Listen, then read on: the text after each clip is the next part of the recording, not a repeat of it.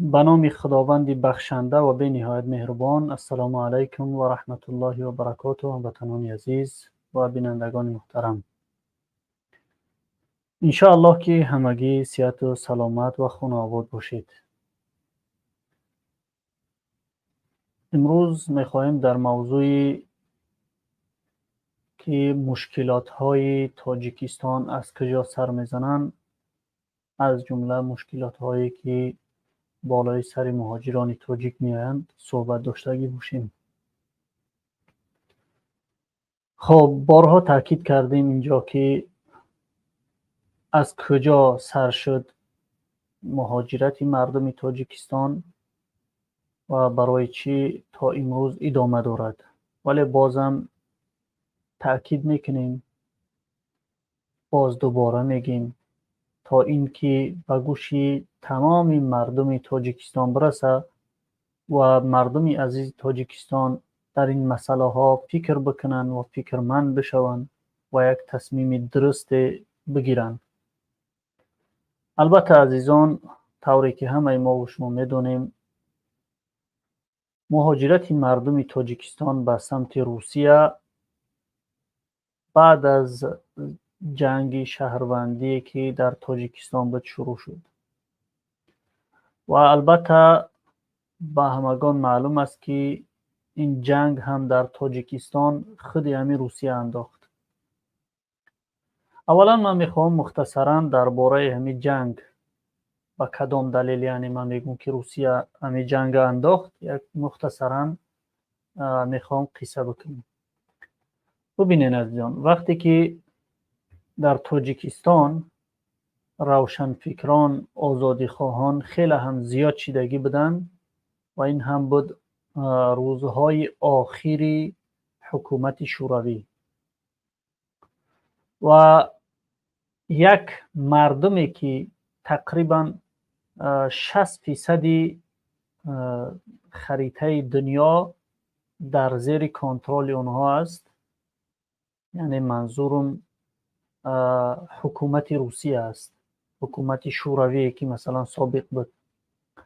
اونها البته نفرهای روشنفکر خیلی زیاد دارند و حتی نفرهایی هستند که در این گونه حکومت ها مثلا 10 سال بعد میگن پیشکی که چی میشوه، تخمین زده میگن که مثلا 10 سال بعد چی گپ میشوه و خود همین مردم، یعنی همه کسایی که در حکومت شوروی کار میکردن، یعنی منظورم اون کسای بالا مقامی حکومت شوروی است، آنها میدانستند که حکومت شوروی از بین میرود و برای آنها ضرور بود به یگان علاج و یگان چاره زمین هایی که یا اینکه دولت هایی که مستملکه همه حکومت شوروی بدن آنها را حفظ بکنن. خب البته از این چیز هم متوجه بودن که مردم تاجیکستان به یک سرعت بلند رو طرف آزادی خواهی و دموکراتی میکنند، یعنی خیلی مردم روشنفکر و مغزهای سالم در تاجیکستان زیاد شده بود.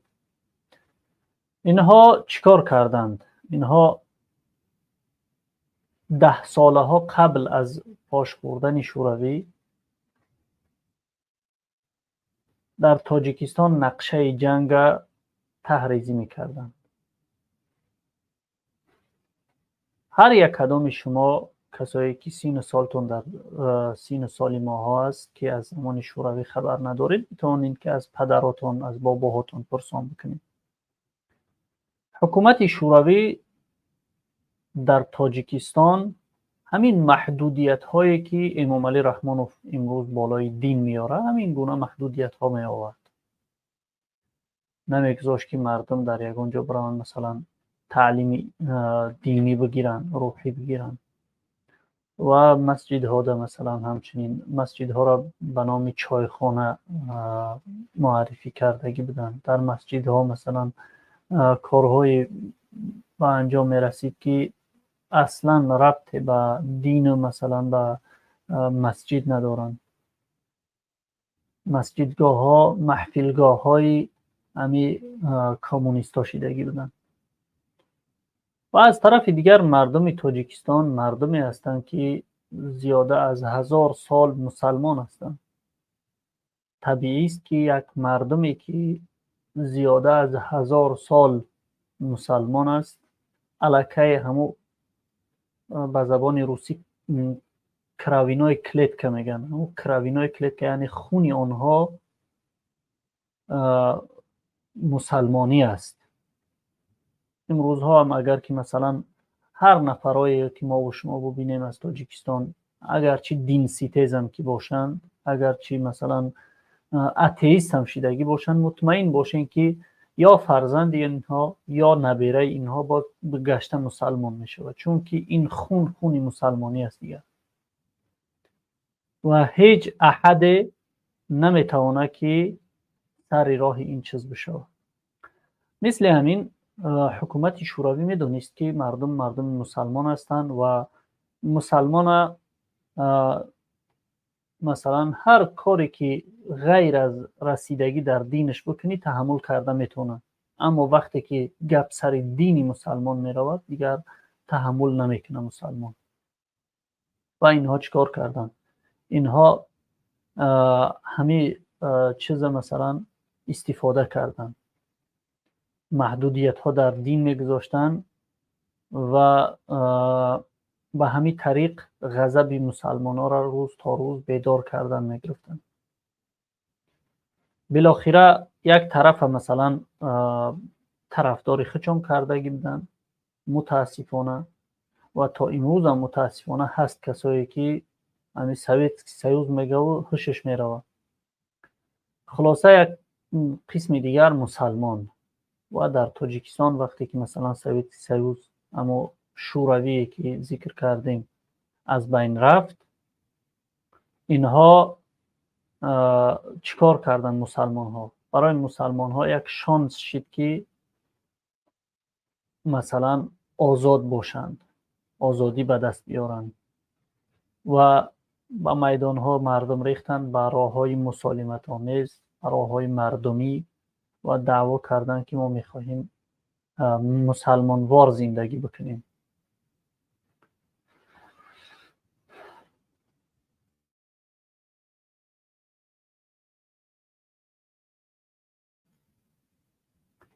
خب ببخشید، اینها مثلا خواستن قیام کردن مردم تاجیکستان و خواستن که مسلمان وار زندگی بکنن. با میدان ها ریختن و میتینگ ها میکردن. در اونجا مثلا ما و شما تا جای با خبر هستیم، کسایی که سین سالشون مثلا در سین سال ما است، تا جای با خبر هستیم که چگونه مردم با میدان ها ریختن و چی کار کردن، چی طلب میکردن.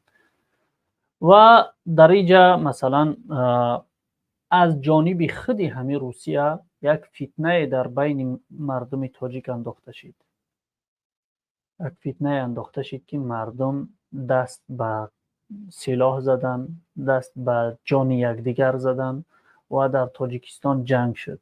طبیعی است که در یک دولت وقتی که جنگ بشه او دولت فقیر میشه و نیازمند میشه، بیچاره میشه و سرخم میشه و از این چیز، از این حالت ها روسیه استفاده کرده تاجیکستان مثلا به دست باز دوباره گرفت و نگذاشت که تاجیکستان از دست او برود.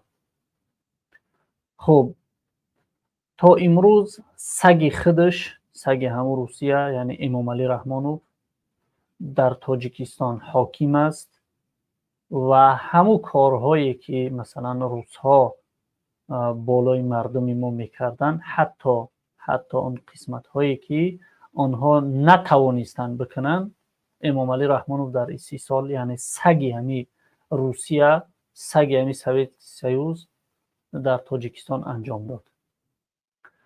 همانند باز هم محدودیت ها بالای دین، منع کردن ستر و حجاب، منع کردن آن خانه ها یا اینکه مکتب خانه هایی که مردم درسی اسلامی، درس مسلمانی و روحانی میداد. خب البته از این قصه ای که ما کردیم معلوم است که روسیه چی میخواست، با کدام سبب این کار را انجام داد. ولی اینجا سوال به میان میاد که پس این سگ روسیه، این سگی که امروز با وفا روسیه را خدمت میکنه، چرا این نفر این کارها را انجام میدهد؟ همه ما و شما میدونیم که زیاده از 30 سال است این سگ سر قدرت است، این دیکتاتور، و مردم از این دیکتاتور ناراضی هستند چون که این ناتوان است و مردم حتی جایهای کاری تامین کردن نتونست. تا امروز تاجیکستانی که سرشار از آب است، از آبهای مینرالی است، تاجیکستان به آب تامین نیست، به آب تازه تامین نیست. همچنین تاجیکستان مثلا نیروگاه برقی دارد که به همه آب میچرخد. تا امروز در عصر 21 در 2024 سال تاجیکستان با مشکلات برق روبرو است. همچنین در دوام 30 سال یا اینکه زیاده از 30 سال مردم تاجیکستان به جایهای کاری مثلا تامین نشدن، بازم در همون مهاجرت هستند، از مهاجرت مهنتی بنیاز نشدن. یعنی این همه ناتوانی های این رژیم، ناتوانی های این امامعلی رحمانوف سبب ناراضگی های این مردم است و این چیز خوب هم میدونه امامعلی رحمانوف. و تنها امامعلی رحمانوف یک شانس داره که مثلا خودش تا زمانی که زنده است سر قدرت بمونه و همچنین فرزندش سر قدرت بگذاره. اون هم باشد این یک جنگ انداختن در تاجیکستان و اون هم جنگ باشه باید که مسلمان ها قیام بکنن و امامعلی رحمانوف مطمئن است که در این صورت از تمام دولت های دنیا با او کمک میشه، مثل که در سوریه بود، و همچنین او قدرتش حفظ میکنه مثل بشار اسد. از این لحاظ امامعلی رحمانوف مثلا همون محدودیت ها بالای دین میگذاره و ظلم و تجاوز شد چند ده چند میکنه و یگانه آرزوش هم است که مردم مسلمان تاجیکستان به ضد او قیام بکنن و یک جنگ خونریزی در تاجیکستان بشه. ولی الحمدلله تا امروز موفق نشد در این مسئله، اگر چندی که چندین بارها صحنه های با مثلا قیام کردن حاجی حلیم، مثلا علی بیدکی یک قماندان سابقی مثلا طرف رشت با دستی میرزا خوجه بلگی مثلا وسواس کردن و خیزاندن، زدن، کشتن، خونریزی کردن. همه این بازی ها سببش همی است که یا کاری بکنن که در تاجیکستان یک جنگ تشکیل بشه. و میگذاریم سر موضوع اساسی خودمون که در این برنامه میخواییم مطرح بکنیم، اون هم باشد مشکلات های مردم تاجیکستان از کجا سرچشمه میگیرند. و طوری که از اول ذکر کردیم که تاجیکستان به خون کشید، یعنی کدام دولت، و معلوم است که دیگر مشکلات های تاجیکستان و مردم تاجیکستان سرچشمه میگیرن از اونجا. خب عزیزان، ما در اینجا یک نواری را میگذاریم مثلا از همو حادثه هایی که در کراکو سیتی شدگی بود. حادثه هایی که در کراکو سیتی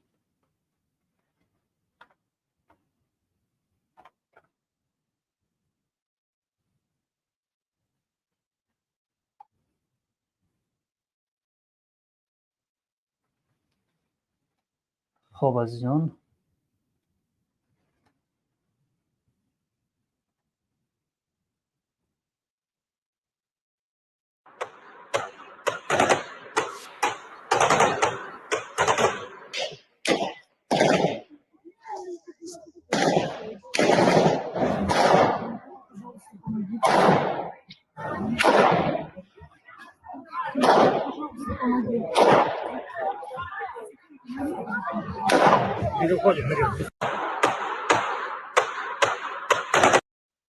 خب دیگر نوارهایی که مثلا مربوطی همی کراکوفسکی بودن همه شما تماشا کردگی هستیم و میدونید که تمامی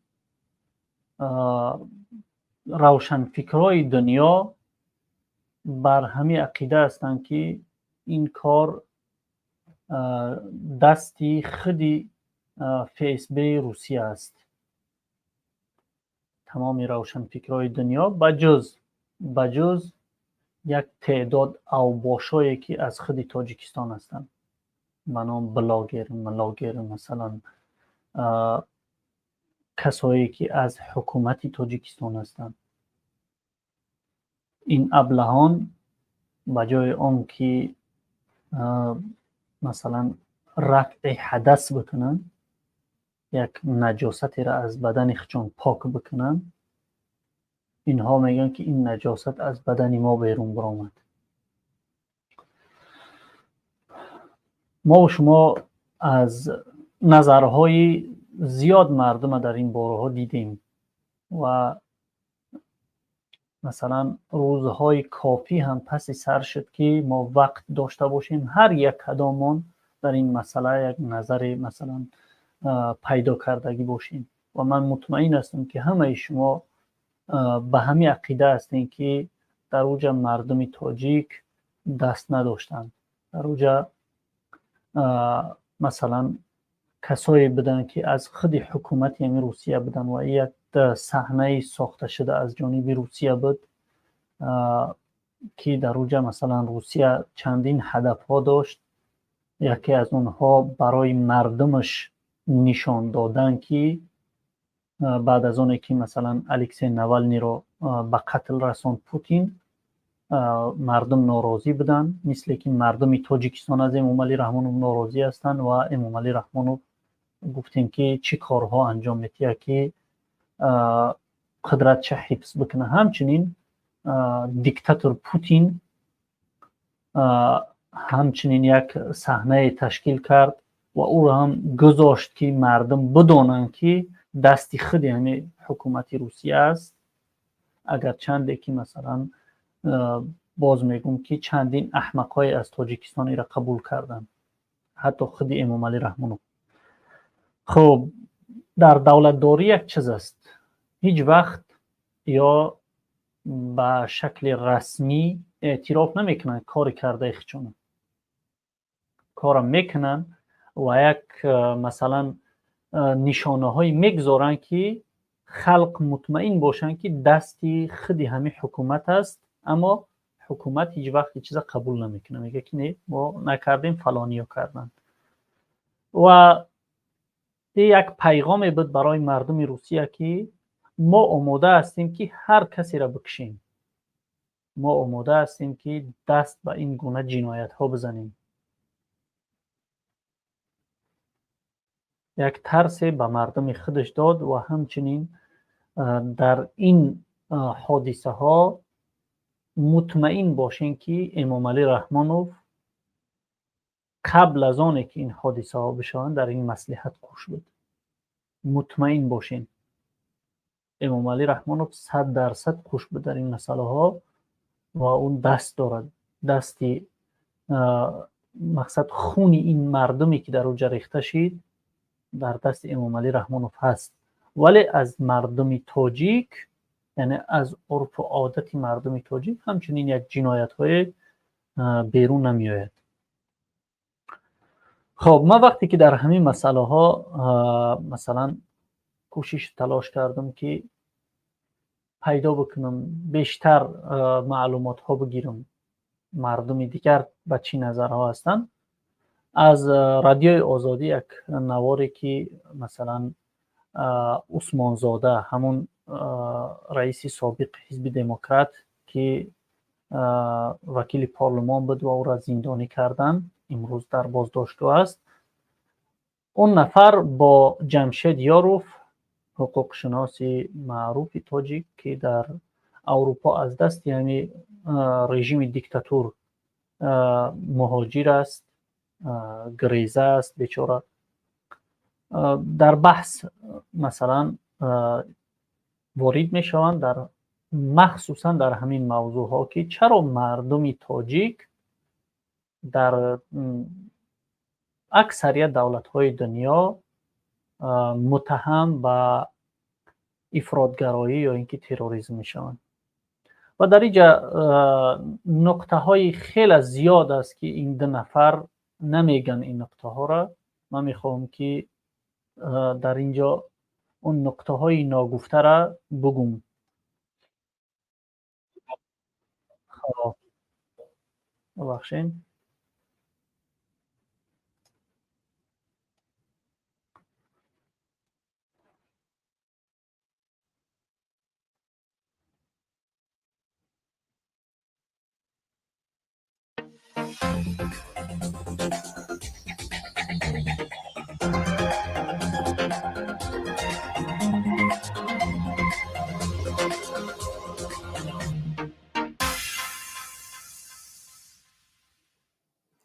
بازداشت شهروندان یا زادگان تاجیکستان به گمان دست داشتن در حمله مرگبار به تالار کنسرتی کراکوس در کنار مسکو خبرساز شد، جامعه جهانی را تکان داد. در این حمله 140 نفر کشته و بیش از 200 نفر زخمی شدند. اگرچه دادگاه معلوم میکند که در واقع شهروندان تاجیکستان در این حمله دست داشتن یا نه، ولی در 2 سال گذشته دست داشتن یعنی شرکت تاجیکان در حمله های تروریستی بارها رسانه‌ای شده است. در 2 حمله تروریستی پرقربانی در 2 سال اخیر در ایران حملگران را تاجیک نامیدند. در آلمان در 1 سال اخیر چند جوان تاجیک برای آمادگی به حمله‌های تروریستی بازداشت شدند. مقامات ترک نیز یکی از حملگران به یک کلیسا در استانبول را در آخر ماه ینور همین سال تاجیکستانی نامیدند. در برنامه گپ آزاد به همین سوال پاسخ می‌دهیم که سبب اصلی افزایش حضور جوانان تاجیک در حمله‌های تروریستی چی است؟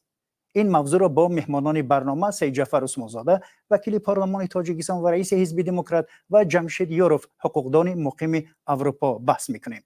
خوش آمدید به برنامه ما و تشکر از بینندگان گرامی برای همراهیتون. محترم عثمان زاده، حزب دموکراتی تاجیکستان یگانه حزب سیاسی در داخل کشور بود که در رابطه با حادثه مرگبار مسکو اظهارات داد. شما در اظهارات هم گفتید که نباید قبل از حکم دادگاه تاجیکان را گناهکار اعلام کرد. چرا ما شاهد این تمایل هستیم؟ چرا نام تاجیکان هرچی بیشتر به عملهای تروریستی پیوند میخورد؟ مرحمت. درود بر شما، بر تماشاگران، بر برادر عزیز. ببینید، تحولات‌های سیاسی یعنی برخورد دولت‌های ابرقدرت، هدف‌های اونا بیشتر به دولت‌های خرد تاثیر منفی می‌رساند. می‌بینیم که این جنگ هم اوکراین، هم این افغانستان و دیگر تحولات‌هایی که هستند در بین دولت‌های ابرقدرت و در این مبین شهروندان ما در کجایی که هدف این سیاست‌ها می‌گردند. اگر در مجموع بگیریم که برای چی به شهروندان ما چنین مناسبت کردن، البته این سوال بعدی می شود. دیگر اینکه چنین نفرها در همه دولت ها هستند، جوانان بیکار، ساده لوح، خب جوانانی که بینیان شغل کار ندارند، یعنی با مهاجرت رفتن، جای زیست خود دیگر کردن، خب در دست چنین یک گروه‌هایی میافتند که اونا را استفاده میکنند. و علاوه خصوص هم همین 4 جوان تاجیک که در مسکو گمانبر هستند، اینها معلوم است که خب دیگه اینا به این چیزا دخلی ندارن، لیکن صدها نوار، صدها دلیل ها پخش می شود از بیگناهی اینا و کی در اونجا مثلا این کار را تشکیل کرده است. اما البته روند تفتیش رفته ایستاده است. طرف تاجیکستان چه از طرف حکومت، ساختار قدرتی، شخصان مشغولند و در مسکو علاقه رسیدن. خوب می‌بینیم که بعدا چی نتیجه می‌دهد. تشکر. جمشید یاروف، نظر شما به همین سوال چی است؟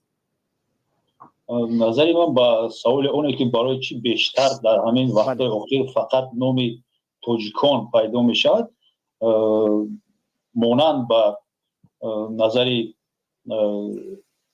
که برادرمون است و بینید که در حقیقت در همه دولت ها چنین افراد وجود دارد که از یگان چیز نارضا هست، از بیسوادی، از تفکری ویران خود، از تفکری ویران شده او استفاده بوده به یگان عمل افراطی او آدم را راهنمایی میکنند.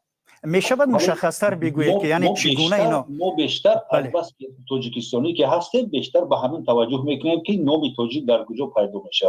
برای چی ما تاجیک‌ها را استفاده میبرم؟ برای که تاجیکستانیان، تاجیکان علل خصوص در روسیه و عموما در دیگر دولت‌ها یک طبقه، یک افرادی هستند که عموما دولت خود آنها را حمایت نمیکند، هرچند که در کانستیتوسیون و دیگر قانون‌ها در خود پاسپورت تاجیکستان در آخرش نوشته شده است که شهروند جمهوری تاجیکستان تحت حمایت است، ولی در اصل تحت حمایت نیست.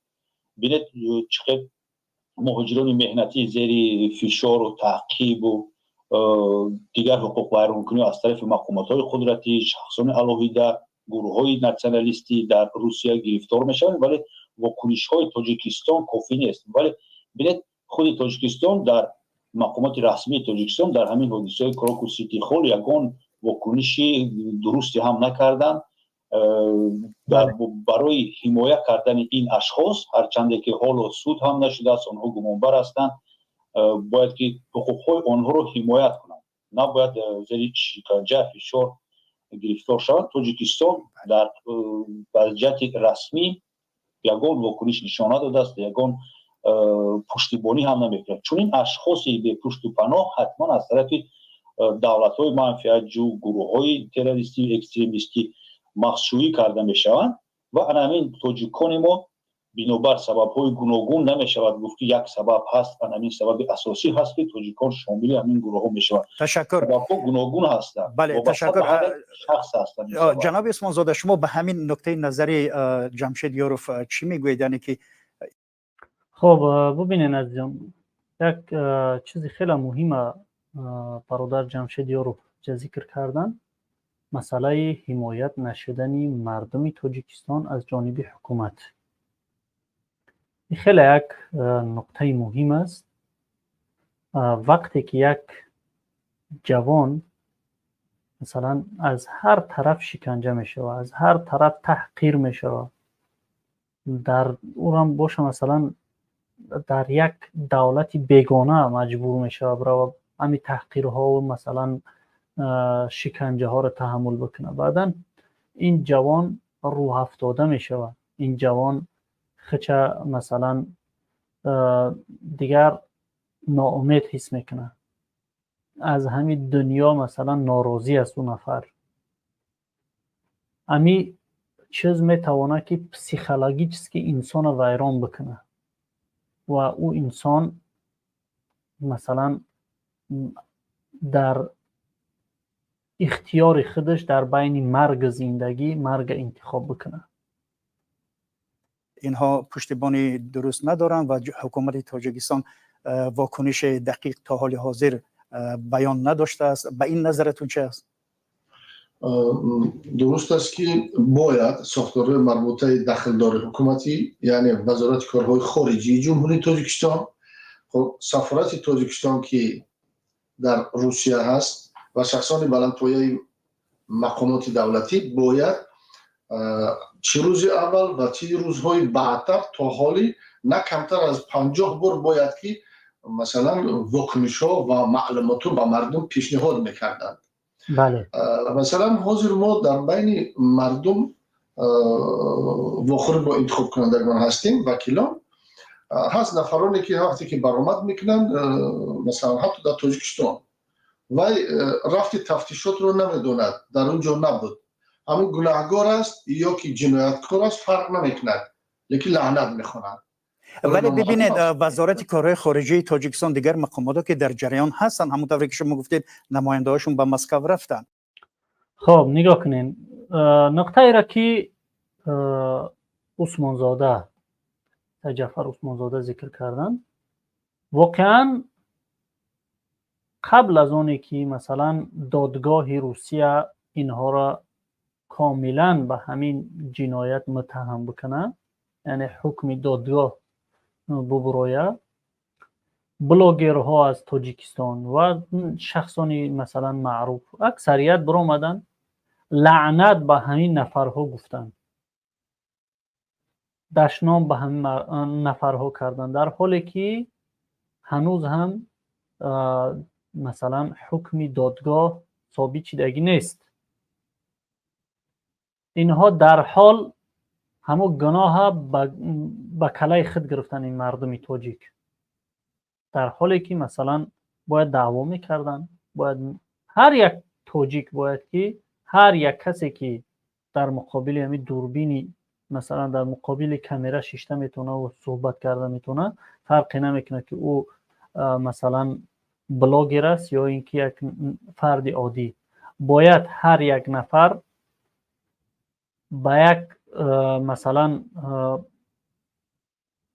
شدت از حکومت روسیه طلب میکرد که برای ما دکزد بکنه که در همین کار مخصوص اینمی تاجیکا دست دارن، برای ما یک چیز دکزد بکنیم، برای ما چهره های اونها که پوشیده بدن در حالتی مثلا همون تیر پرانیشون، یک نواری هم نشر شد، من در اول موندم یک قسمتی از اون نوار و نواری که از نزدیک خودی همون نفرها مثلا عکس برداری کردگی هستن، اون نوار روشون کاملا پوشاندگی است، اما حکومت روسیه تا امروز چهره‌های همو را مثلا آشکار نکرده است، ولی در عوض ای 4 بیچاره را قپیدن، همو گونه لباس ها در تنشون پوشاندن و دیگر ما و شما دیدیم که چیکارشون کردن. وقتی که مثلا این نفرها را چهرهاشون آشکار مثلا در مردم نشان دادین که این میا بدن، زدینشون، گوشاشون را بریدین، در دهنشون پیش کردین، در همون آلت‌های مردکشون قوه برق گذاشتین، همه هیچ چیزا رو نشان داده تونستین، در همون حالت تیرپرانی چرا مثلا چهره‌های اون نفرها رو نشان نمیدین؟ اون نفرهایی که در اونجا تیر میپراندن از این نفرهایی که در اینجا دستگیر شدن زمین تا آسمان فرق دارن.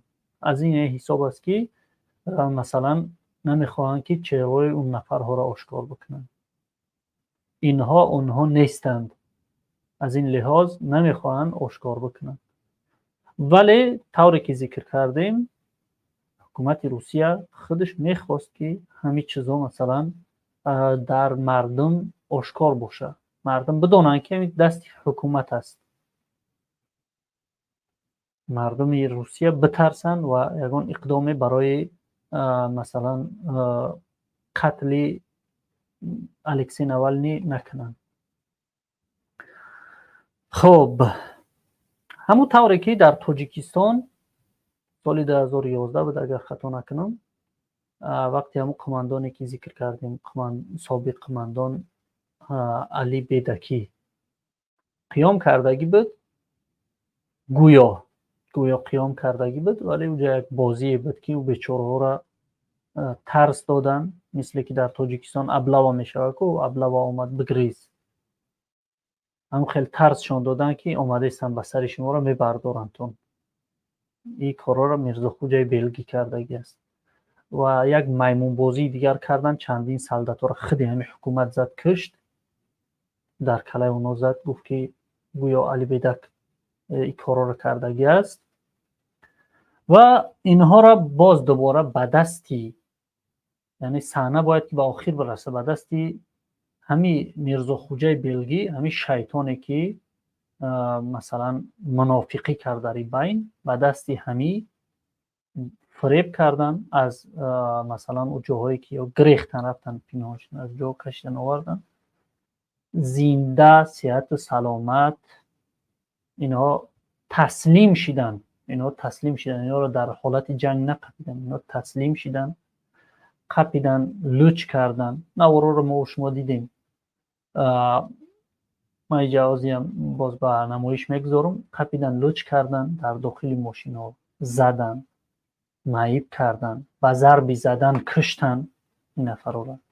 در یگان دولت دنیا قبل از حکم دادگاه هیچ نفر حق نداره که هیچ نفری را ولو که او تروریست هم که باشد، وقتی که زنده بدون سلاح قپیدش، هیچ نفر حق نداره که او را بزنه یا اینکه بکشه.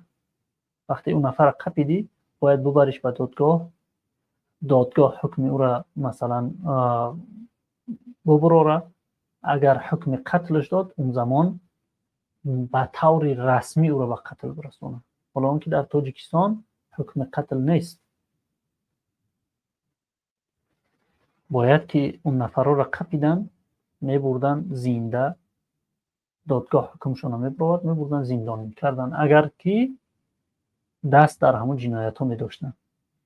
ولی یا چیکار کردن؟ یا به خاطر که این مردم بترسه، اگر در خاطر داشته باشین حادثه هایی که در مثلا پامیر در بدخشان صورت میگرفت همون شب و روز که این طرف هم مثلا یک کار شد، هر زمانی که یعنی مردم تاجیکستان ناراضی شدن از این رژیم همچنین یک خون خلافی به مردم نشان داد هر زمان. و علی بیده که قپیدن، طوری که ذکر کردیم، زدن، کشتن. بعدن چی گفتن؟ گفتن که این در حالت جنگ، در حالت تیرپرانی داخل یک آغیل شدن. اما گویا که علی بیدک داخل یک آغیل شد با 4-5 نفر همراهش و در همون حالت گویا که مثلا افسران شهر این ملت نارنجک یعنی گرانت پرتافتن در داخل هم آغیل و اینها را کشتن، به ضرر گردوندن. ولی بعداً ویدیو برآمد نوارها که در داخل هم ماشین قبیله زدن نایب کرد. و مثل همی است، یعنی حادثه کراکوس سیتی عیناً با مثل این همی حالت ها است. و مطمئن باشین که همه این نقشه ها را یک نفر یا که یک نهاد که اونم بالای سرش یک نفر است نقشه میکشه و عملی میکنن. این سگ بچه های دیگر. و اون نفر هم کسی هست که حتما روس است، از روسیه است و این همی چیز دکزد کننده است که تاجیکستان تا امروز استقلالیت نداره. تاجیکستان تا امروز مستملکه روسیه است. نمی چیزها همش دکزد کننده هستند که تاجیکستان تا امروز آزاد نشده است عزیزان. و من و شما باید که تاجیکستان آزاد بکنیم. خب اینا هم در کراکوس سیتی عینی همون کار کردن.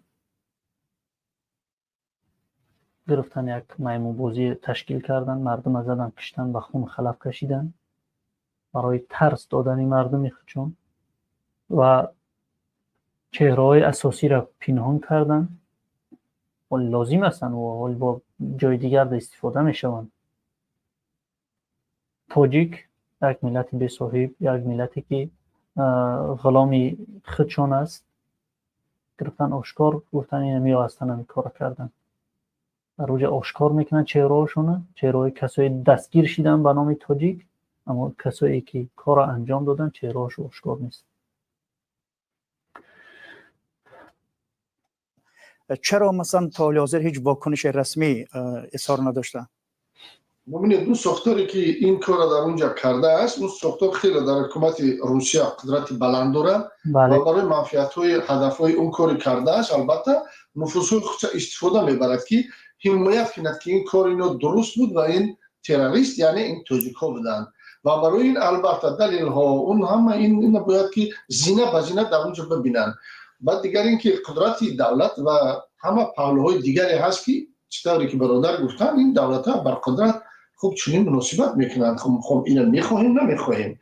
درست گفتن که بچه‌های مثلا دهات و این یک فاکتور اساسی که همه وقت استفاده میشود از مسلمانان بیشتر اینا را جلب میکنن.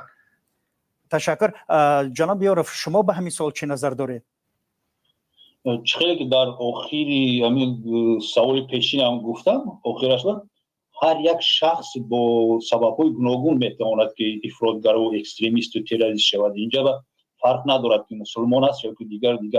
یک چند روز پیش وابسته به همین حادثه کراکو سیتی هال من یک چند برنامه تلویزیونی درباره دیش تماشا کردم. در همانجا اینترویو یک سابق اکستریمیست و تروریست از بلژیک بود که با او میپرسن که دولت خوب را ترک کرده اومده در این بیابان جنگ میکنه و میگه که حیات آسایشته برای من دلزده شد و گفتم یگان چیزی شوق‌آورتر رو در حیات بینم، برای همین شامل شدم به همین گروه‌های اکستریمیستی تروریستی.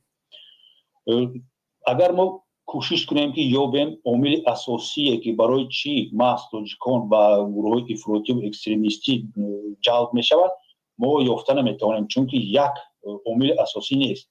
عامل‌ها گوناگون هستند، مختلف هستند و وابسته به هر یک شخص ایندیویدوالی هست. یعنی که سببی معین برای صادر کردن یگان عمل تروریستی چی در ایران با واسطه ترکاندن خود یا که برای این ورسه مقامات روسی در اومدن و پراندن و باز برآمده رفتن آزاد، هر یک سببای خود را دارد. یعنی سببی که شما میگید سببای خود را دارد، همین سبب‌ها چی هستند؟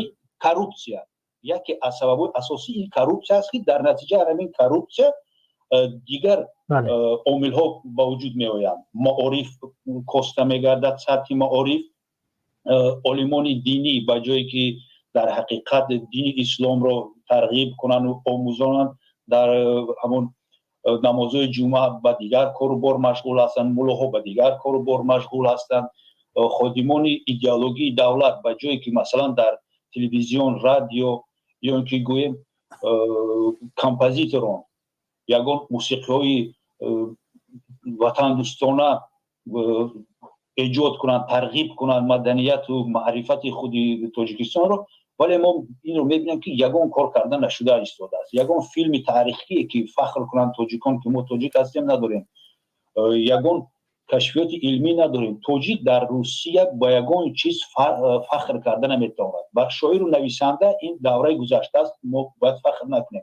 فقط خودمون میشناسیم، تمام دیگر آنها رو نمیشناسن. حالا به نظر من این یک مسئله کاملا دیگر است. ولی یک دقیقه آخرش بگم، تاجیک با چی باید فخر کند؟ با چی خودش رو از دیگر ملت ها فرق کند؟ با چی؟ با یگان چیز نیست، فقط با شامل شدن به یگان گروهی که او گویا شیرینه است، مرد است، حقیقت رو برپا کردنی هست. آنها خود رو جبر دیده حساب میکنند، چون که از طرف دولت‌های غرب، از طرف دولت‌های از قدرت از روسیه حقوقایشون پولمول کرده شدند. با آنها در سرشون همیشه تبلیغ میکنند که شما جبر دیده هستید، گذشته‌های شما جبر دیده هستند و شما باید یگانه شما هستید که راه رو اصلاح میکنید، شما باید که قصاص گیرید. در نتیجه انا همین بازی کردن با مغز آنها خود رو یک آدمی لازمه حساب میکنند، چون که در حیات اصلی در جامعه شهروندی آنها خودشون رو نمییابند. تشکر. نمییابند، در روسیه تحقیر میشوند. یگانه خود رو قهرمان نشان دادن، یک چیزی گفته روسا وست داشته حس کردن، این شامل شدن با یگان جا یگان کاری افراطی کردن. تشکر. جناب اسمان زاده، شما به همین نکته هایی که خب نگاه کنین، نکته های خیلی مهمه برادر جمشیدی رو ذکر کردن. یکی از اونها کروپسیا. یک جوان، ما در برنامه پیشتر در برنامه هفته گذشته ذکر کردیم، یک جوان وقتی که مثلا تولد میشه در تاجیکستان و در خانه باباش، یک بیچاره از بس که یک مثلا چی میگن مؤسسه های طبی یا اینکه اما جای که کودک‌ها تولد میشن، تولد خانه ها کفایه نیستن، شرایط خوب ندارن و مردم شرایطی مثلا با اونجا رفتن ندارن. خب دیگر شرایط های تاجیکستان هم میدونین و یک نفر از تاجیکستان مثلا در خانه باباش و همو شکل عصرهای سنگین تولد میشه، بعدا اون نفر تربیه نمیشه، یک غذاهای سالم نمیخوره حتی در بطن مادرش بدن، مادر او یک غذاهای سالم نمیخوره. همه این چیز ولیت میکنه در انسان. حال در اینجا مثلا عثمان زاده هم در همین مسئله کوتاه گپ میزنه، ولی یک مثلا تهمت دیگه بالای مردم میزنه. اما خب خلاصه او جوان هنوز در بطن مادرش هست، یک غذای سالم نمیخوره، بعدا تولد میشه همچنین یک غذای سالم نمیوه مثلا بخوره، بزرگ میشه در یک مثلا باغچه کودکان شامل میشه صورت امام علی رحمانو و کروپسیای در اونجا مثلا هیچ کس پروای آینده این کودک نداره، همه فکر زندگی خود پیش بردن دارن. واقعا در تاجیکستان همین چیز هست. از باغچه کودکی این کودک تربیه برای سواد دانش برای آینده این کودک نمیشه درست، یعنی یک تربیه درست نمیشه. بعدا با مکتب شامل میشه. در مکتب هم از بس که کروپسی است، مقصد هیچ کس در فکر آینده این مردم نیست، هر کس در فکر خودش. دیپلم ها رو میشه و خریده. او کودک مثلا عقل ولی تا او درجه نداره، ولی زندگی در مثلا پیشبایی نخورده است که بدونه که دیپلم به درد اون نمیخوره اگر در حالت سواد نداشته باشه. یعنی یک دیپلم برای تو نمیاره. هنر، دانش، توانایی انسان است که مثلا واسطه میشه که انسان در یک جا مثلا به کار شامل میشه و نانیخچه پیدا میکنه. ولی در تاجیکستان همچنین یک مثلا مکتب های کسب آموزی یا اینکه سواد مردم بالا میبرداشتگی مکتب ها نیست، هم فساد زده شدگی است. این جوان یک بی سواد بزرگ میشه، دیپلم هم که براش میفروشن، میخره دیپلمش میره و رسیه دیگر. و از طرف دیگر، از طرف دینی، این جوان تربیه دینی شده نیست، نمیدونه که دین چی است، میدونه که مسلمان است، میدونه پدر و مادرش مسلمان هستن، میدونه 5 وقت نماز باید بخونه، همون چیزی که ملاهای تاجیکستان مثلا در برآمداش با مردم میگن. فقط گپشون بالای همی زنکای بیچاره احترامی شوهر بکنین، چه خیلی باید حیض ببینی، چه خیلی باید طهارت بکنی، چه خیلی باید نماز بخونی.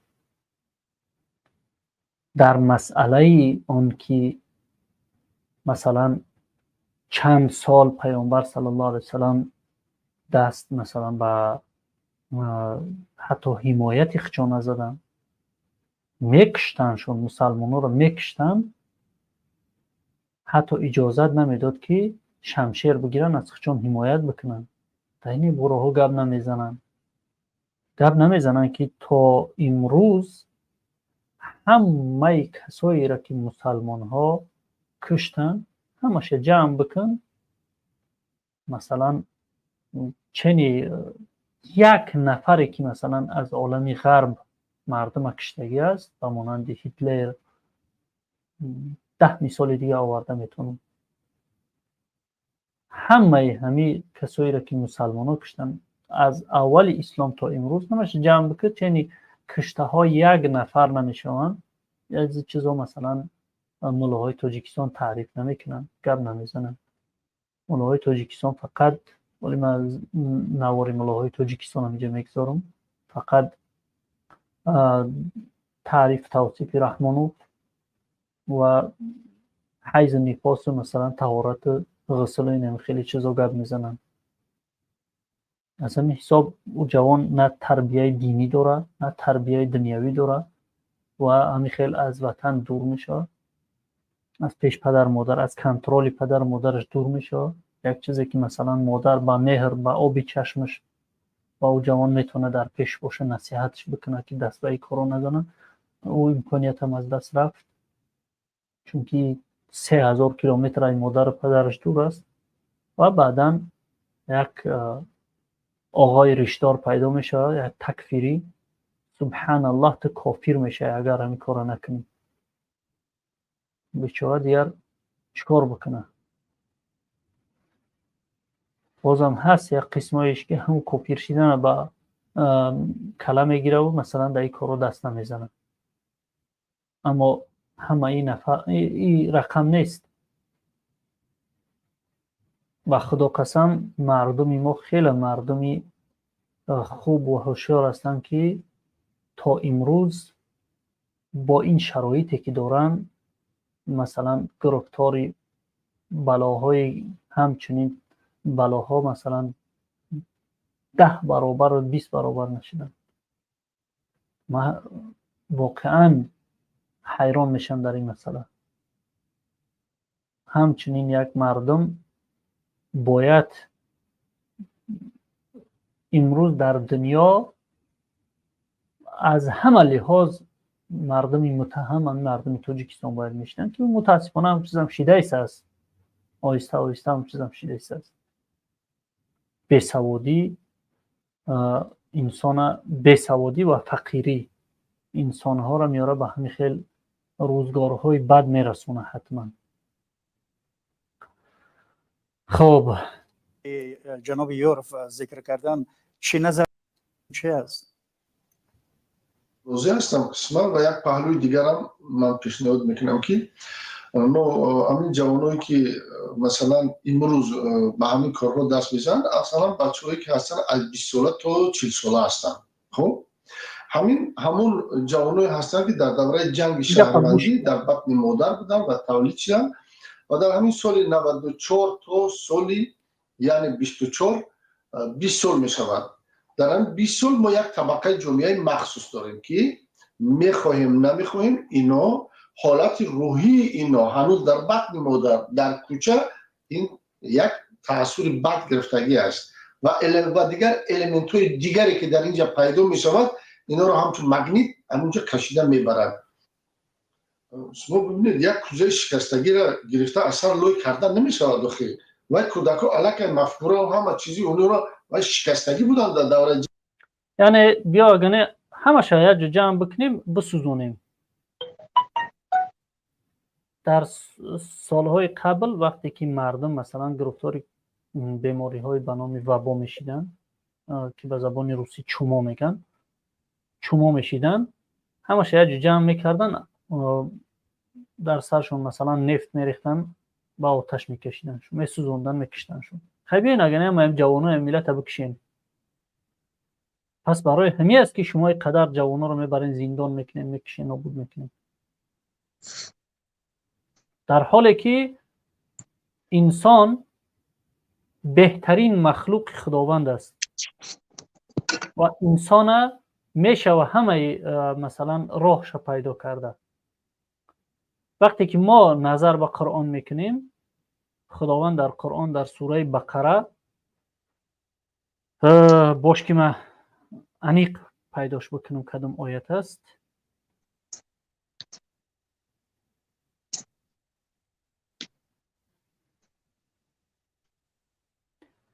آیت 30 سوره بقره است. خداوند جل جلاله در این آیت میگه که اعوذ بالله من الشیطان الرجیم. خواهش میکنم میکروفوناتون رو خاموش کنین برادرها. و اذ قال ربک للملائکه انی جاعل فی الارض خلیفه. و خداوند گفت به ملائکه ها که من در زمین خلق میکنم جایگزین خدمت. قالوا گفتند ملائکه ها اتجعل فیها، خلق نکن در زمین،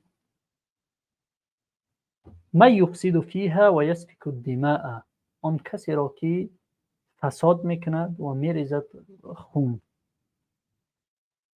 و نحن نسبح بحمدک و نقدس لک، آیا کفایه نیست که ما تو را مثلا عبادت میکنیم و بزرگت میدانیم، مقدست میدانیم. قال اینی اعلم ما لا تعلمون، الله سبحانه و تعالی گفت که آن چیزی را که من میدانم شما نمیدانید. و دوام آیت گوش کنین. مفهومی تمامی زندگی ما در این آیت ها پیدا کرده می شود. وعلم آدم الأسماء كلها ثم عرضهم على الملائكة فقال أنبئوني بأسماء هؤلاء إن كنتم صادقين. الله سبحانه و تعالی با آدم علیه السلام اسمها را گفت. در اینجا الله علم کدام اسمها و آن فقط مهمش همی است که ما بدانیم که به چی شکل، یعنی فرض کردیم اینمی استکان است، این تلفن است، خب اینم که باشه موشک کامپیوتر است. الله سبحانه و تعالی به ملائکه ها نامهای چیزا را گفت، اونها فقط نامهاشون میدونن. خب و الله سبحانه و تعالی به ملائکه ها گفت که اگر شما مثلا به این فکر هستین که تنها مقصد از اون انسان مقصد خلق میکنم همین باشه که مرا عبادت بکنم، خطا میکنیم. شما با ما بگین نامهای همین چیزا را و درباره اونها با ما قصه بکنیم. ملائکه چی گفتن؟ قالوا سبحانك لا علم لنا الا ما علمتنا.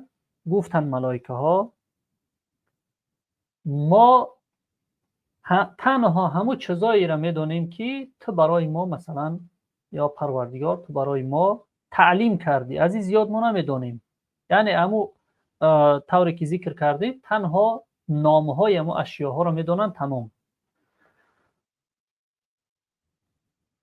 قال يا آدم أنبئهم بأسمائهم فلما أنبأهم بأسمائهم قال ألم أقل لكم إني أعلم غيب السماوات والأرض وأعلم ما تبدون وما كنتم تكتمون. و اینجا الله سبحانه و تعالی امر میکنه به آدم علیه السلام که ای آدم به اینها بگو که. و آدم علیه السلام نه تنها نامهایی را که مثلا خداوند به آدم تعلیم کرد، بلکه درباره همون چیزها گپ میزنه. یعنی اینجا گپ از مغز آدمیزاد میرود. خداوند و ملائکه ها خواست اثبات بکنه که این مخلوقی را که من خلق کردم مثل شما نیست. مثلا این تلفن من میدونم که اینمی تلفن است و من میدونم که چی فونکسیا را اجرا میکنه.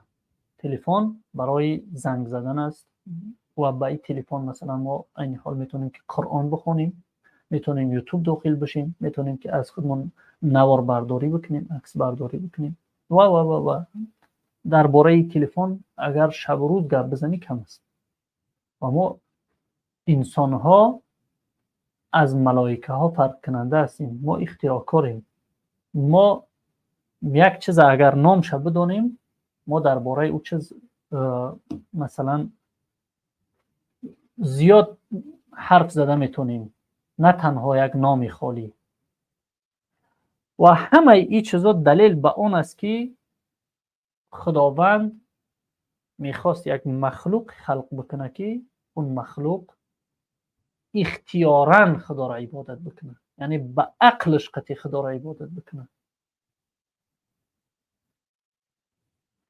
اینجا یک نقطه خیلی مهم است. اون کسایی که دین ستیز هستند، اون کسایی که اتیست شیدگی هستند و اسلام تنقید میکنن که گویا اسلام آزادی های مردم میگیره، شما ببینید که حتی هدف از آنی که خداوند انسان خلق کرده است همین است که آزادانه انسان دین خدا را اختیار بکنه و عبادت بکنه.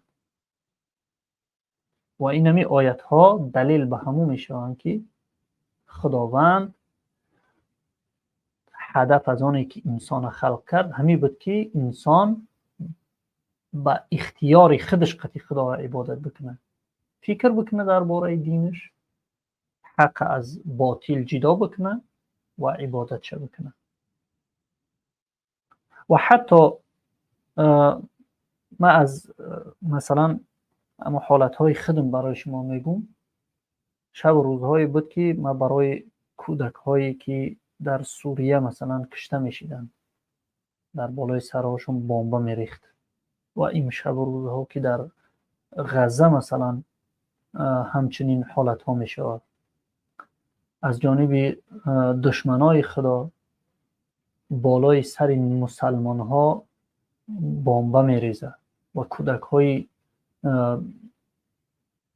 نوزاد مثلا هر سین سالی که دارن در اونجا کشته میشن. و روز بود که من دیگر زورم آمد و گفتم که خدایا این چه حالت است؟ خیلی ما که ایمان داریم که تو قوت داری، قدرت داری، توانمند هستی، اگر تو بخواهی به یگان چیزی نیاز نداری که مثلا جانی همین 4 احمق بگیری، کاری بکنی که همین سحر از خوابش دیگه نخیزه، تمام مشکلات همین مسلمان ها تمام. ولی من مطمئن هستم که این جوابم از جانب الله سبحانه و تعالی بود که در سر ما آمد که همین آیت های همین قرآن در فکرم آمد و من گفتم که یا الله من تسلیم هستم در چیزی که خودت میگی. یعنی الله اگر از روز قدیم الایام، از روز اول دنیا، هر یک جنایتکار، هر یک دین ستیز اگر که در حال مثلا نابود میکرد، مجازات میکرد، مردم اختیاری دین مثلا پیروی نمیکردن، مردم آزادانه پیروی، مردم از ترسش پیروی میکرد. مثل همون یک فیلم هایی هست که تماشا میکنیم کینوها، در یک مثلا حیوان وحشی است که مردم هم میخره، اگر مثلا خچون به دستی خچون هر روز یک نفر مثلا تامه همون کنن. مثل همی است انسان ها همین خیلی خراکتری دارن که وقتی از یک جایی میترسن آماده هستن که در اونجا مثلا از بحری بعضن چیزا بگذارن. وقتی قوتت برابر نیست آماده هستی از بحری بعضن چیزا بگذاری. و اگر خداوند از روز قدیم الایام هر کسی که مثلا مسلمان ها را دشنام میکرد، تحقیر میکرد، میزد، میکشت، خیانت میکرد، یعنی در دین خدا مثلا جنایت میکرد، و خداوند کج دیر است هر 10 اون نفرها رو در حال مجازات میکرد، هیچ نفر دیگر نبود در دنیا که کافر باشه، همه مسلمان میشید. همه از ترس میدونستن که اگر من مسلمان نباشم الله مرا نابود میکنه، هلاک میکنه.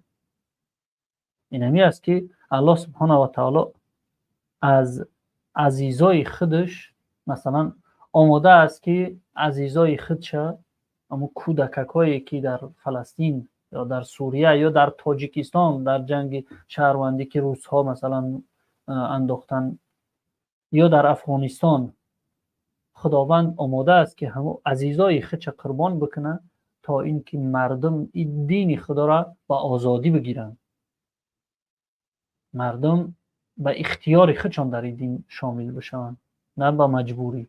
و آیت دیگر هم در همین سوره بقره است، خداوند سبحانه و تعالی میگه لا اکراه فی الدین، در دین مجبور نسازید. و ببخشید یک کمی از موضوع بیرون رفتیم. خب یعنی خداوند انسان همچنان یک مخلوق خلق کردگی است که انسان دارای ادراک است، انسان دارای فهمیش است، انسان میتونه که خودش به عقل خودش چین بکنه هر یک چیزه. و انسان اون چیزی که مثلا عثمان زاده میگه که جنگ شهروندی که در تاجیکستان بود، اون کسایی که در بطنهای مادرشان بودن و اون کسایی که مثلا در اون زمان کودک بودن، اون جنگ ها را دیدن، اینها در دوام صحبتش میگه که یا اینوالید هستن میگه و یک اظهار ناامیدی میکنه که گویا که هیچ راه امکانیتی نیست که این گونه این طبقه مردم مثلا اصلاح کردن از اینا یک نفرهای خوب کشیده گرفتن. کسایی که مثلا شما را کونلیسکی میکنن و هیچ مشکلی ندارن که هم تولدی 92 و 94 هم خیلی هم هیچ شما نمیگه که بهترین هم برای شما هم 4 مهاجری بیچاره هم خیلی اینوالید عصبی.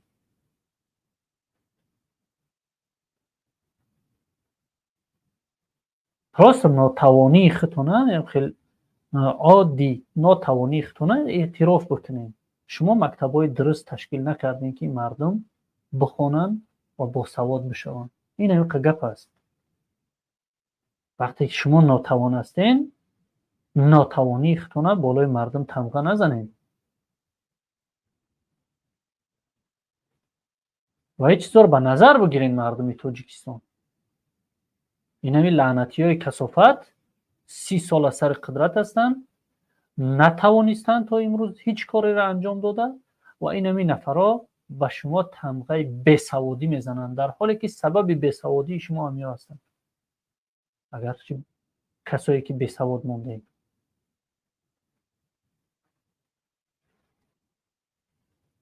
همچنین روزهایی بود که امام علی رحمانوف وقتی که مثلا به روسیه سفر کرد، در روسیه شما را مثلا طعنه به لولیگری زد. گفت که یا تاجیکان نیستن گفت در روسیه میان کار میکنن، یا لولیان، لولیای تاجیکستان. لولی در تمام دنیا هست. گفت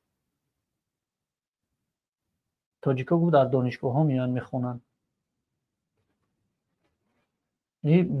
ما بخبر من و شما لولی بدستیم برای امام علی رحمانوف و برای اینه دیگریاش، برای اینه کثافت‌های دیگرش معیوبای عصبی یعنی معیوبای روحی ما تمام دیگر کارناشاییم.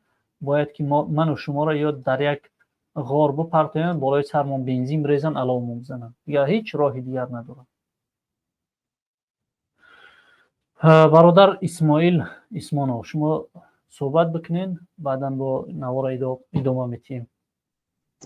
سلام علیکم برادر ابوذر. سوزی خوبی اکا جون. سلام علیکم برادر اسماعیل.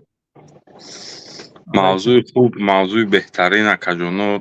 مقصد گپ گفتم به طرف نباشم بدرم فکر عقیده ختم مقصد بگم برای مظلوم ای مردم مظلوم مهاجر تاجیک اگر ما مخالفا پشتشون نگیریم حق شو دفاع نکنیم بخدا رو بره میخدا میبرن این خونه بلیتک شده تا کشو میروان روسیه پیش این پدانالت ای کلازاردا اکه دیگه بخدا بنده معلومه که ای کلازاردای روسوی پدانالت نه با مقصد سلاویانوی خچو اوکراینو را هم کردن نه با گروزینی خچو را هم کردن نه با یگم کس و توغری هم نگرفتن راست هم نگرفتن تا روز قیامت تاجیک سرزنش میکنن زهر تنشو میکنن یا نولا نونه که میروان کار میکنن مقصد دیگه زهر تنشو میکنن میتنشو امرا کسلیشو میکنن مقصد میبرن هم 10 سال 1000 یکنیم 1000 2000 مقصد مرده معید میشه میای ای تاجیکستان او روز یا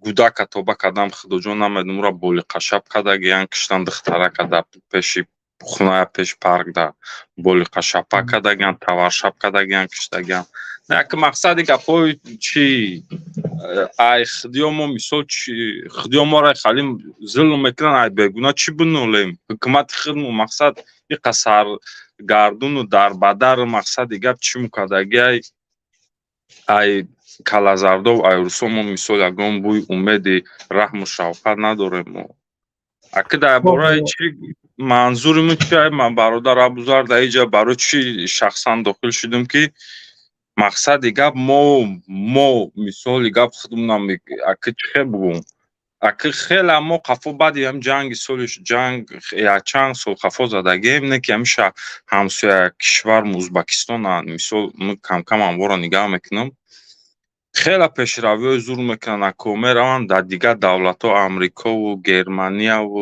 Аврупову дар ҳамаи ҷо дар ҳамаи ширкатҳо созишнома мекунанд, контракт мекунанд, мақсад мардумша айтаи дисти ҳамун зулми урусҳо кашида гирифтаистанд, овардаистанд ҳазор касо.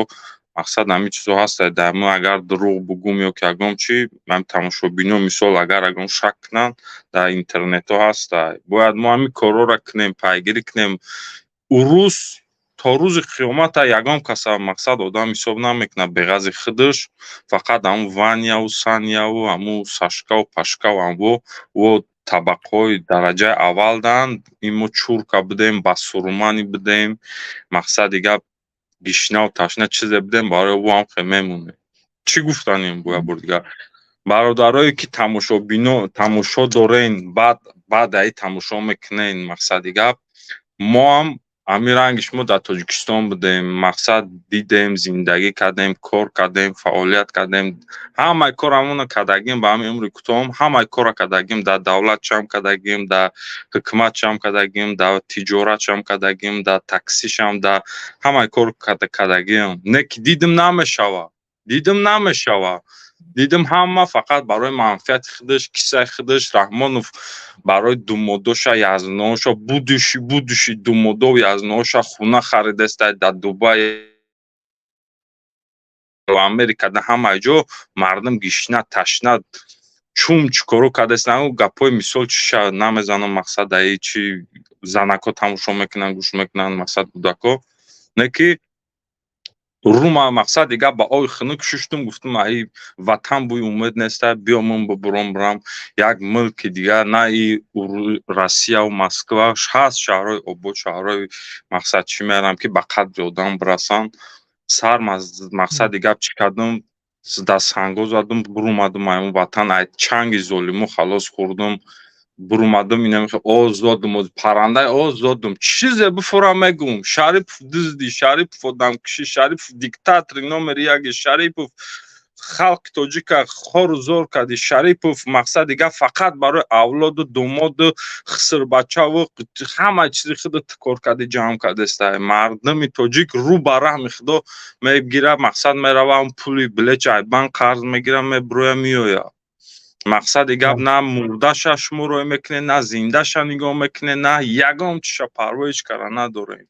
мардуми тоҷик бовар кунен, ҳеч кас мақсад дигар як кора мисол карданӣ бошен ку ба амади ҳеч када шумо билети чӣ намекунад, мақсад ё ки ҷои кор наметад, ё ки виза намекунад. ҳамаи кора бояд кӯшиш кунем, талош кунем, ҳаракат кунем. шаҳрҳои ҳаст, давлатҳое ҳаст ки ба қадри одам мераса. гум кунед, наре Россия пасия. бирен дар Тоҷикистон ба худо гадоӣ кунен, бихӯрен, ховрен, гадоӣ кунен, нарен дигар Россия гумш кунен. шаҳрҳои Аврупо бахшиш пеши шумо, ман як савол аз шумо бикунам. ба назари шумо ҳамин мушкилотҳои мардуми тоҷик аз куҷо аст ва чаро мардуми тоҷик бештар дар ҳамин масалан ифротгароӣ ё ин ки террористӣ муттаҳам мешаванд? акаҷон, халқ меган гишна ба шер ҷанг мекунад. халқи тоҷик на самом деле ака гишна, на самом деле нуждаться дар тамоми ҳар як кадомш ку проблемаош ака аймӯи сараш да зиёда. 10,000-уш мета, 5,000-уш мета, мега мақсад бирами кораку ё ки мисол чанд сми дигар бо метем. валлоҳи биллоҳи мега андек як бор табассуми модарма бинам, як чи пулш роӣ кунам, як доруша бихара ё ки як камбудиша буд кунам, ман мега мерам 1000 сол тирман бишинам, як бор модарим биханда, дар ин преступлениҳо мераванд ака. ба худо қасам, барои гишнан, ташнан, пула дидагӣ нестанд. сомонӣ билет 150 сум, 200 сум, 300 сум ойлик мегиранд. намешава абузар. ай ида бардошт мешава оли. бовар ка ай ида бардошт мешава. ин началаша оли. ин началаша оли.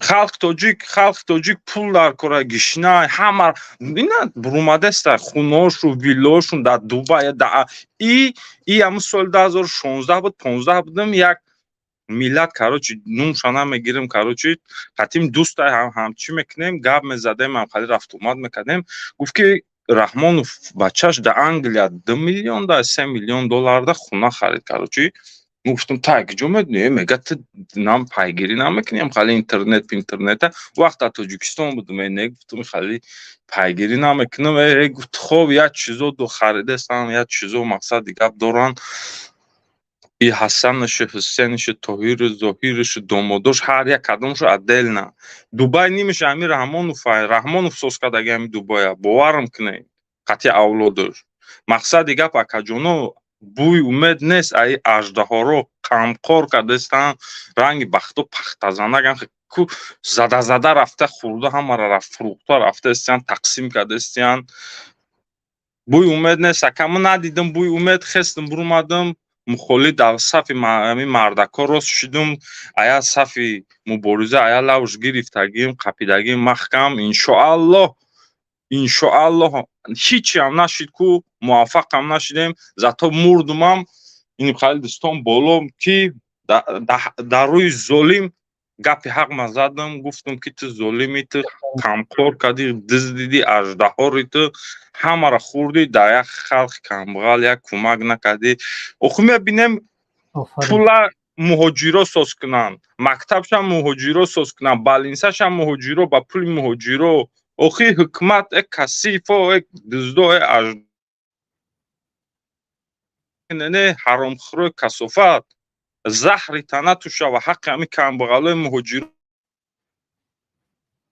15 сол надидан шумо мегирен бахшиш ака гапҳои сахт задастам дашном кардастам бахшиш бародаро и гапҳо ай қалбай мебини ҳар як навору ҳар як история мефаҳмӣ ва психически вайрон мешавад боварам кунем бале пешниҳоди шумо барои халқ чи аст чӣ кор кунем роҳи чора чи аст роҳи чора акаҷон идея кала ба амеди ини лапша вешид мекунанд ку 24 соат дар радио ҷаноби муҳтарам эмомалиш пешниҳоди тоҷикову қавристуну ина чум чош меган ку ӯ гапҳоамаш лапшан вешид мекунанд мембри умрут меравад ҳеҷ кара гӯш накунен ба гапи одаме ба як гапе як касе шен ки протифи аму ҳукуматай гап мезана ононвора пайгирӣ кунен ононвора гӯш кунен мақсади гап як бӯй умед ҳаст барои ӯ Раҳмонов мембира Раҳмонов фиръавн мурд ҳама мурд Раҳмоновам мембира не ки касофатҳо сварка кардагиан бачаву качаву сағиру кабироли миллиард сол и авлод истоданиам ба амеди авлод нашен ба амеди золимо нашен мақсади гап дими як гурӯҳ дими як ҷомеаеро бигирем ки ба муқобили Раҳмонов мезана ананвора гӯш кунем пайгирӣ кунен гапҳои Раҳмонов ҳукуматша гӯш накунем ҳамаш дурӯға ҳамаш барои кисаи хичунай барои навси хичунай бош ташаккури зиёд бародар Исмоил шумо чӣ фикр доред дар ин масъала салому алайкум ва раҳматуллоҳи ва баракотуҳ умедворам ки ҳамагӣ хуб бошен сиҳат саломат бошен садои ман хуб аст телефоном хирас намекунад беҳтарин аст саломат бошен бале бародар Исмоил хеле фикру назарои мана хелеша гуфт манам ай фурсати муносиб истифода бурда як фикри назари худам мегӯям рости кира Усмонзодаро ҳозир гӯш кардам Усмонзода чандин гапҳоро мекушояд то охира намеравад барое ки медонад ки агар ҳамаи гапҳоро мегуфт барвақтара кира ҷанозаша мехондан барои ҳамин гапҳо ҷанозаша хондан бале чанд гапи дигаша ман гӯш кардагим ки хеле гапҳоеро ошкор карда буд як вақт гуфт ин гурӯҳе ки дар Тоҷикистон мисол мо армия дорем барои ҳамин дурунай гуфт барои берун гуфт як рӯз Афғонистон моро забт мекуна мегира ин ҳам як зарбаи ба Раҳмонов зад ки маънӯш ту дар 32 сол ҳеҷ кор карда натонистӣ на армия сохтӣ на як коре кардӣ ки як зарбоиш мезана ки ая тараф бо тараф мега ки бачаи Раҳмонов мега дар маҷлис гап зад ва мисли академико гап зад ин я намёки ки маънӯш мардум медонад ку ин шаниста ин наоборотай гап шуда академик не як қил гап зад ҳамин чизо таърифи зиёд ҳами инсона хуш намеяд агар чанде диктатор ҳам бошад меёр дора ҳамаи чиз ва як қайд кард ки مردم ای خوردی مغز سرش مثال ای گودکی سرکردگی ای دختر رئیس اینوالیت اومدگن یا در روسیه هم که برآمده دیگه در قفی نمیدونم رادیکال میزنن در قفی دیگر چیزو میزنن و در راههای همین افراطی میرون.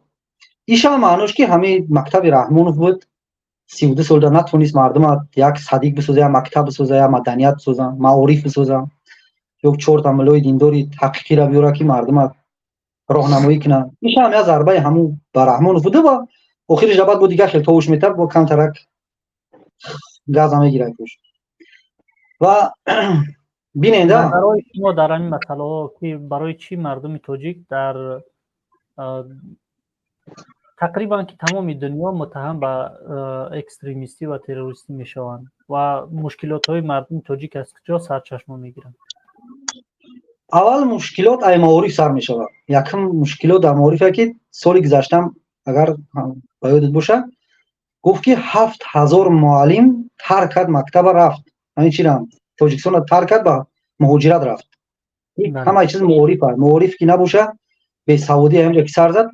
یک مثال میزنم. سالی مثال 46 یکم یادرنی بمبایی که در هیروشیما زدن در ژاپنیا مگاساکی 2 تا زدن تای دریا تای بولو زدنش. در همون دوره حالی با خوگ یکسان شده بود. اقتصاد ژاپنیا با 15 یا تو ژاپنیا هم نیمی خیتوی تا کره شمالی و تمام جوهر در تحت نظارتش بود. و همین خاطر دیگه قفاکشی کرده. یک دولت کمبغل که بود سومی کلان قرض کرد 90% در معارف زده 10% در خوردن. در مدت 25 سال یک دولت ابرقدرت دنیا شد. حاضر می‌بینن که در 4 دولت‌های ابرقدرت دنیا رفته است پیش. این پاکورسی هم معارف بود. و این سوالی که دادی که برای چی مردم افراطی میشوند برادر اسماعیل هم یک چیز خوب قید کرد که همش حسابی کمبغلی بیسومی بیسوادی است. دیگر همین امر معروف بودن یک وقت باید باشد عرق فروشی و همین چیزا به درجه کم شده بود که حتی در خدای را همون فحشایی که بدن همون شرم میکردن مثلا کم شده بودن دیگر رفت بودن بین قریب که به همین نستی رفته بود. جامعه تاجیکستان پیش رفته بود که شما که ایشون نورالدین جان بود باجی میرزا بود مثلا علمایی بودن که مثلا تمام چیزا میدونستن مردم ای چی گردن دادن ای راهی بد و راهی خوب میبینن. اولین یورا نش زدن ای بین بردن به قدر به قیمت چون کردن. مثال هر کسی که رحمانوف تعریف کرد او روش ریخ در زمین زد. هیچ کس نشیده. مثال اگر همین اوجی میرزا علمی که داره مثال همینجا صدها نفری که ما تماشا داریم با او علم نداریم. یکی میگه عالمی بی عمل زنبوری بی اصل. یکی عمل که نکرد مردم روحیش ایو گشت. همین طور ما را مثال گنده کردن نیستیم دیگه. او مثال در اول بود میتونست که مردم بیاره درست برانه و دیگه خودش یک مظلومه. ایجاد همین توچه اساسی رحمانوف خودش که مردم به همین روز خواست و تونست که اوار رسوند و ای کارو خرسند هم هست که افراطی میشوند مردم. و پیش از که افراطی ها سرشید همین برادر ابوذر خود یک چیز اهمیت داده باشید. اولین ایکروک سیتی سرشید بعدا ترکیه و ایران و مثال در آلمان و همینجور بعدا همین چیزا رخ داد. ببینید این افراطگرایی و همین چیزا در دست خودشونه. یک مثال داعش میگم داعش در دست خودی همین ها میخواهن میگم فلان جدا ترکش کنین به نام تاجیک مثال دارن ایجاد تاجیکایی که مثال گمراه شدگان نه سواد دینی دارن نه علمی دارن در همین راه رفتگان کافی را تکفیر کنن همونجا را بار میبندن و یا با همین خاطر کورس چه پیش همین ببینن که خیتای قریب 1 میلیارد 9000 چی داد همین تروریست اکستریمیست در چی جهانی داد سود جهانی داد. تاجیکستان قریب 8000 داد. ببین 10 میلیون ای 150 مراتب کم ای خیتای ای پریساوید که تو 1000 مراتب از اون اهالیش کم ای. برای همین استفاده برای این چیزا دولت‌های دیگه می‌بینن که این قدر تروریست اکستریمیست حتی در همین سوریه و عراق این قدر ترکیش تروریست با قید گرفتگی نیستن. همین قدر اگر شده باشه قدر با قید نمیگیرن.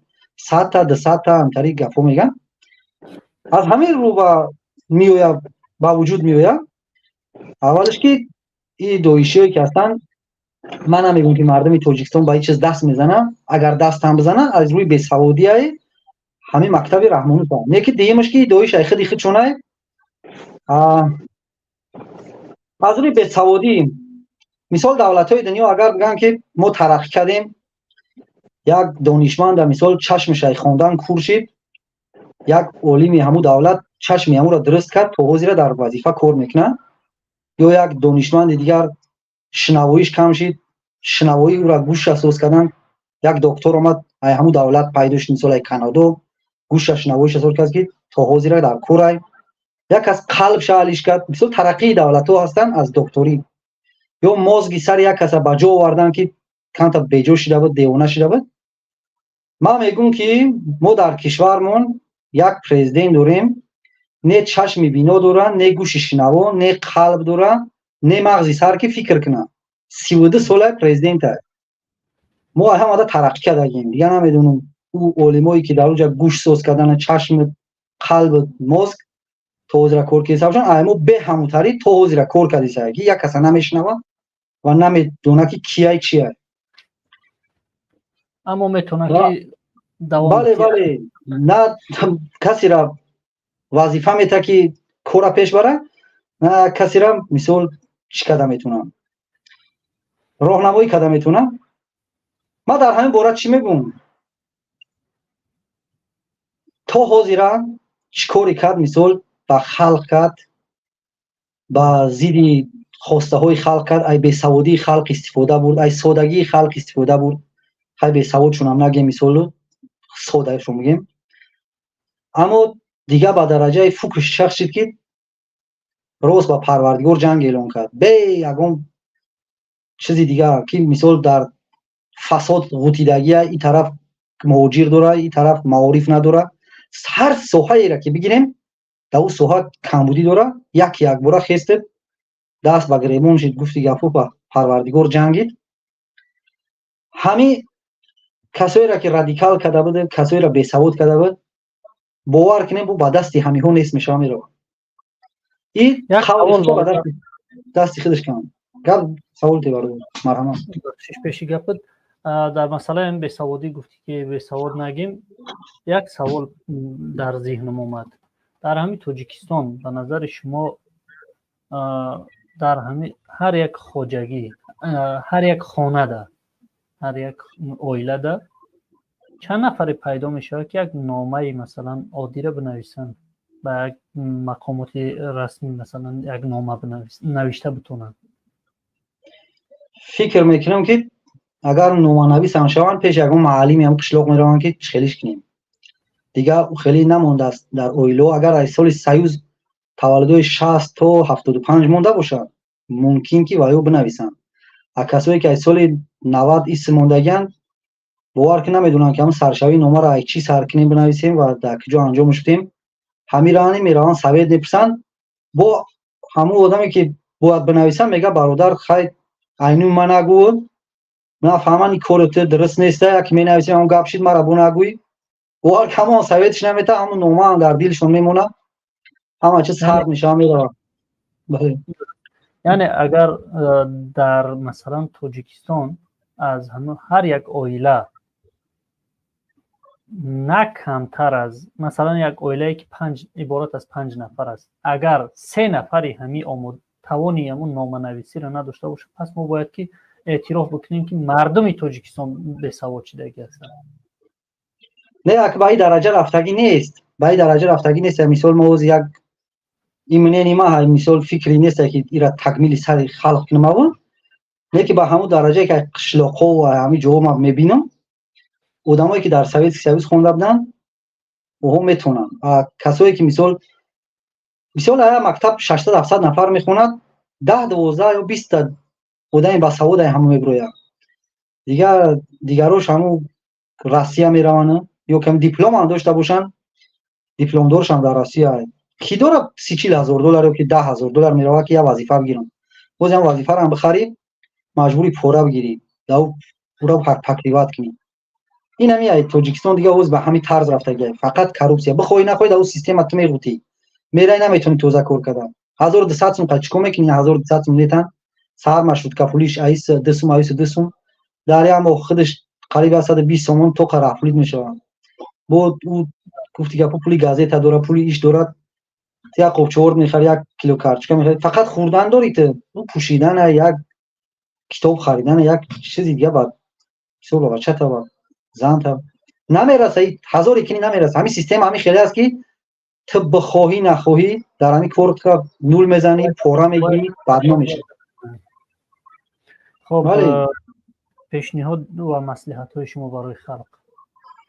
پیشنهاد ما برای مردم تاجیکستان یگانه همیه که در زندگیتون تمام چیزا دیدین، روسیه هم رفتین، مثلا خیلی اروپا هم رفتین، تمام جا رفتین، میگن که دیدگی های پشیمان نادیده های در ارمان بیاین همون آدمایی که نمیوین ول نیومدن همه ها را بگردین میگن که در همون جا تون بیستین یا نولانونی که میوین ما ایس میرین یک جا سرجمعونت وقتی که سرجمع شید مردم حکمت هم مثال کور نیست دیگه در حالت میبینه که در هر اویله 4 کس 5 کس اومده قشلقو پر شده است مثال وضعیت مردم وقتی آدم بسیار شید در گفتن میدره چخیل یک پشی که در تنگی بیار نزدیکش خرد میکنه اخیر از اویله یک کس گام میزنه اویله دیگه یک کس گام میزنه گپ با محله با رایون میاد با شهردار میرسن بعدن مردم آزاد میشه و یک طرف چی آزادیه زمینایی که گرفتن ضبط کردن میتنشون یکم بار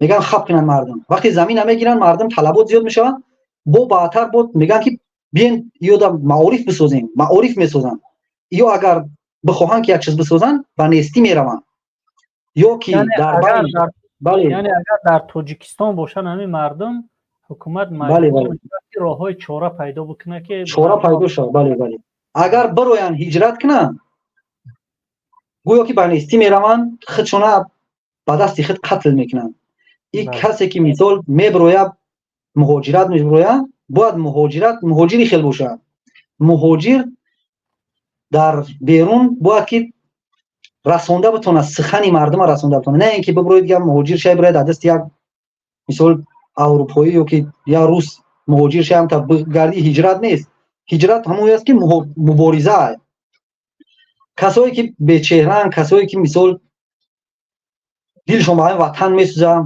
ملت میگن ما ملت بدیم ملت 1000 ساله بدیم باید برگردن و وطن برون 1 سال 2 سال 3 سال حکومت جوش میگیره باور کنین حتی ای درون داخلی وطن این همی خیلی برنامه ها میشود کمبودی مردم هم میگن مردم سرجم باشه هیچ کارش کردن نمیتونن مثلا یک کسی میاد میگن که تو فلان کار کردی ای دستش میگیرن 4 همسایه میخیزن میگه چیکار کردی سه همون 4 میلیسد میترسن نمیبرن شوزی یا 1 میلیسم یا 1 شکلوق پیش میکنه میره در اونجا صف دودک کمپیر مثلا زن موندگی مردم هم در مثلا نونواری مردم خانواده مرد با بلوغت میرسه میگنش بچه‌ام که گاو فروشت یا بلیت بگی بزبر اوخم روسیه هم دیگر حوزی پیشروی ندارن وار کم میروند در همونجا برای اینترنت چی بسیار روش میروند پدسنای حضور میروند همونجا اینترنت میدونن که اگه چه تماشا کنیم نمی تو خیلی نمیدونم باید که خوب استفاده برن مثلا هم نمیدونن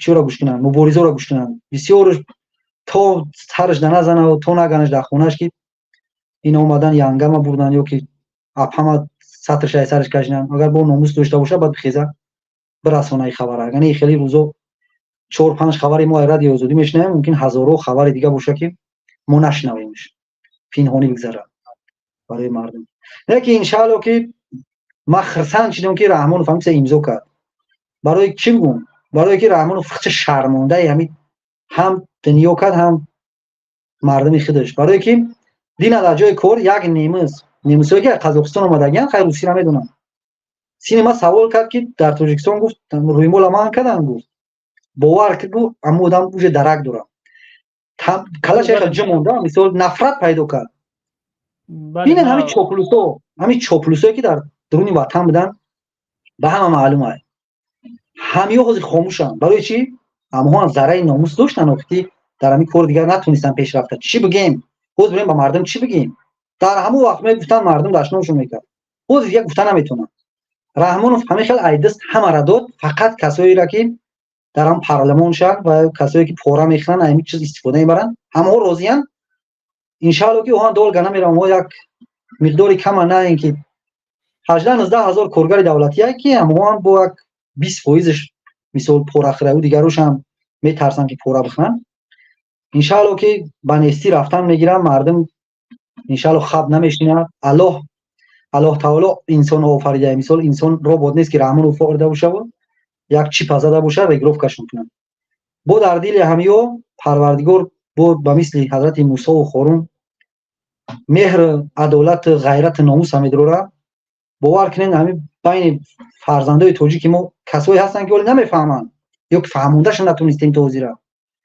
کسایی هستن که بیدار شدگی نیستن. هر یک شیرمرده که بیدار میشوه باور کن دیگه مبارزه به ما خودت نمیرسه. ان شاء الله میشه این چیز یک صلاحای کور ان شاء الله مهم ما الله را شکرانه میکنیم که در یک پهلوی تاریخ در یک طرف درست رفتار خوب کردیم و قدم موندیم. ان شاء الله که اگر ما هم نبینیم این پیروزی را نه که در نزد پروردگار هم میتونیم که بگیم ما با خاطر خودت خستیم و سخن حق گفتیم او معنی را نداشت که مثال ما ضبط کنیم بگیریم تو قوت توانایی پروردگار ما را میپرسه. ان شاء الله که زبانی ما تونستیم توضیح را که به مردم یک خبر خوب یا که رای درست رسونده باشیم. دیگه انتخاب در دست یهوه. تشکر زیاد. آخر سخن دیگر آخر سخن هم همین سخنا بوده. آخر سخن چی میگم؟ همین برنامه ما را درست استفاده برین تا وقتی که برادرها هستن مثال این انسانیت یه روز میشوه که دیگه همین برنامه ختم میشوند. ما یک زمانه شده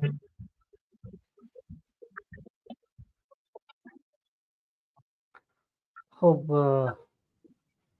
موضوع بیت برادر نه یک کس زنگ زده که چیم گم شده و میگم برادر را خوب درست استفاده برین. مثال نه برادر سروبی زعفر نسیم جان شریف رفت مثال با کسایی هست که دل مانده میشوند در دیگه کس میوه باز یک فرصت هست همین برنامه ها را درست برین استفاده برادرها را مثال سوال جوابایی که در کور بتن دیگه گفتنی همیه که بار بگردیم با تاجیکستان مایده بر وقت باید برمیگشتیم نه که برین در تاجیکستان مثال دوامش میبینیم ان شاء الله. دیگه هم گفتنی بدم الله نگهبانتون باشه. اگر اون سوال باشم بریم دیگه چی باشه ما وقت میکنم ما هم راستی وقت کمتره باید آروم آروم با آخر برسونیم برنامه را. زنده باشین. معلش مودم تشکر زیاد. برادر اسماعیل اسمانو چیز دیگر شما گفتنی دارین؟ گفتنی ما اکجان گفتنی هم که مردم توجیک به غیرت نشین قبخدو به ناموس بد نشین هم به وای کن لیچ سر لیچ چوم چورا تماشا میکنه بدره با شیر مردو را تماشا کنه پد پیسات سکنه لایک مونه پد دیلیت کنه بخدا یا ای برادرای میبرند ای فیرو گپ میزنن یا مهنت میکنن یا هم زندگی دارن کار دارن نه که تیار میشوند استودیو میکنن مقصد میخونند که چی برنامه کنیم چی کنیم مشکلی خلق حل کنیم یا چمی را التماس با مردم توجیک چی کنین با نظر بگیرن التماس ما ای پولش ما ای چی مالکش ما اگم چی نمیکنه این برادر ابوذر کار میکنه من هم کار میکنم هم برادر اسماعیل برمند همه ما کار میکنیم نیاز با لایک چیزای ایو ما مقصد پول نمیگیریم لایکش چیزش ما را تلخه رحمان فهم کفونا فقط تماشا کنین لایک منن کامنت بنویسین اینم خدمت کنه مردم توجیک ان شاء الله چی میکنن حل میکنه مشکل. زنده باشی برادر. خدا نگهدار اکجان با برنامه دیگه دوام میخرم ان شاء الله. خدا نگهدار. خدا نگهدار. امان الله باشی. خب هموطنان عزیز مسئله هایی که این برادرها گفتن شما ببینین ما مردم تاجیک از دست همین به اهمیتیمون چی بزرگای را از دست دادیم. ما از کسایی که مثلا در زمان جنگ های شهروندی از دست دادیم یا اینکه یک چند بعد از اون وقتا صحبت نمیکنیم. ما از کسایی که هنوز در فکرهای ما هستن هنوز ما میشناسیمشون، از اونا صحبت میکنیم. مرحوم عمرعلی قوت‌فر از دست یعنی بی‌طرفیمون از دست دادیم. همچنین کرامت شریف از دست دادیم. عزت امان از دست دادیم. اینک سهراب ظفر از دست دادیم. برادر نسیم از دست دادیم. برادر رحمت جان از دست دادیم. برادر مقصود ابراهیم از دست دادیم. برادر شابدین از دست دادیم. دلیر امام علی را از دست دادیم و ده ها نفرهای دیگر که برای اثبات حق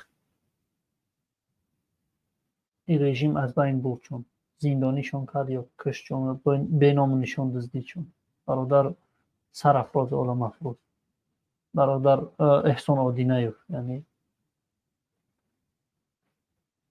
ما ملتی مثلا به غیرت نیستیم. در بین ما جوانای به غیرت خیلی زیاد بود،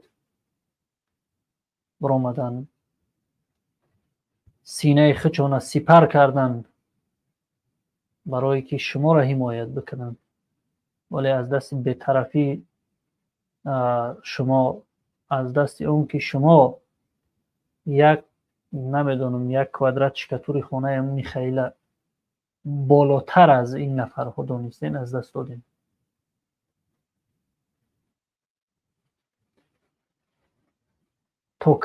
تا کی شما این خیلی بهترین های ملت از دست میدین؟ تا کی شما به خود نمیایین؟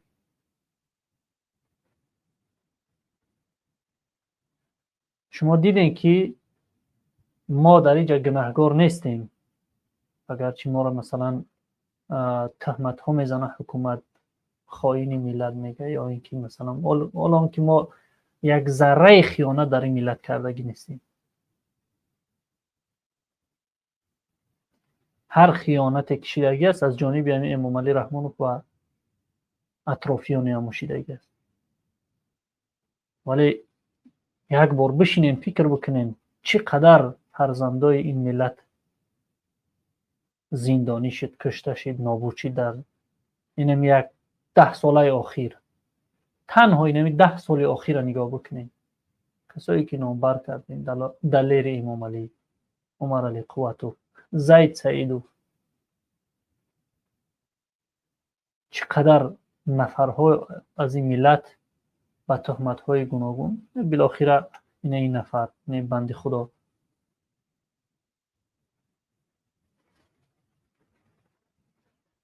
نگاه کنین، یک ذره حقیقت ها را این نفر برآمد در گپ زنی درآمد، در حال میره یک تهمت دیگه سرش پیچاندن، بردن محکمش کردن. حالا اون کی این نفر، مثلا من از این نفر طرفداری نمیکنم، از یک قهرمان نمیتراشم، در پارلمان کار میکرد این نفر، وکیل پارلمان، بردن زندانیش کردن. و اگر اهمیت داده باشین، اکثریت صحبت های این نفر به ضد روسیه بود. خب اینجا هم یک عکس میگذاریم. متاسفانه ما وقت کنترل نکردیم. یک ترمینی خیلی مهم دارم، دیگر نمیتونم که چون هفته های گذشته، این هفته مثلا طولانی صحبت بکنم، 2 ساعت 3 ساعت. اینو ببینین، تمام این مشکلات های مردم تاجیک یا اینکه تاجیکستانیان در داخل این عکس دیده می شود.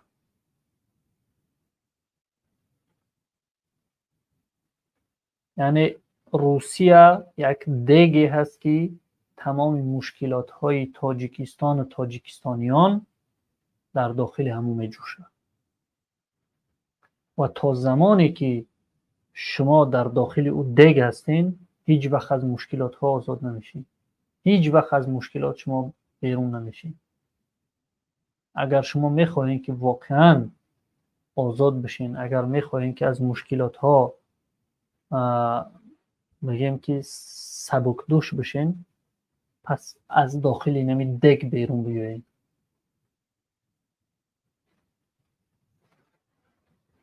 هیچ راه چاره دیگر شما نداریم. یگان راه چاره نیست متاسفانه. روسیه برابر با این همین دگی است که از پایان او آتش در گیران است و شما در داخل او می جوشین. هرچند که شما زیاد نیستین در اوجا، همون قدر زیادتر شما از بین میرید. خواهش میکنیم از هر یک کدام شما، از روسیه برآمدن شما شخصا برای منفعت های شخصی من هیچ فایده نمیرسونه. تنها به خاطر جان خودتان، به خاطر آبروی خودتان، به خاطر دین خودتان از این دولت ببروین و تمام بدبختی ها هم از دیدگاه علمی، هم از دیدگاه اقتصادی، هم از دیدگاه دینی، عقیدوی، از همه طرف شما ضرر میبینین در این دولت ایستادنده.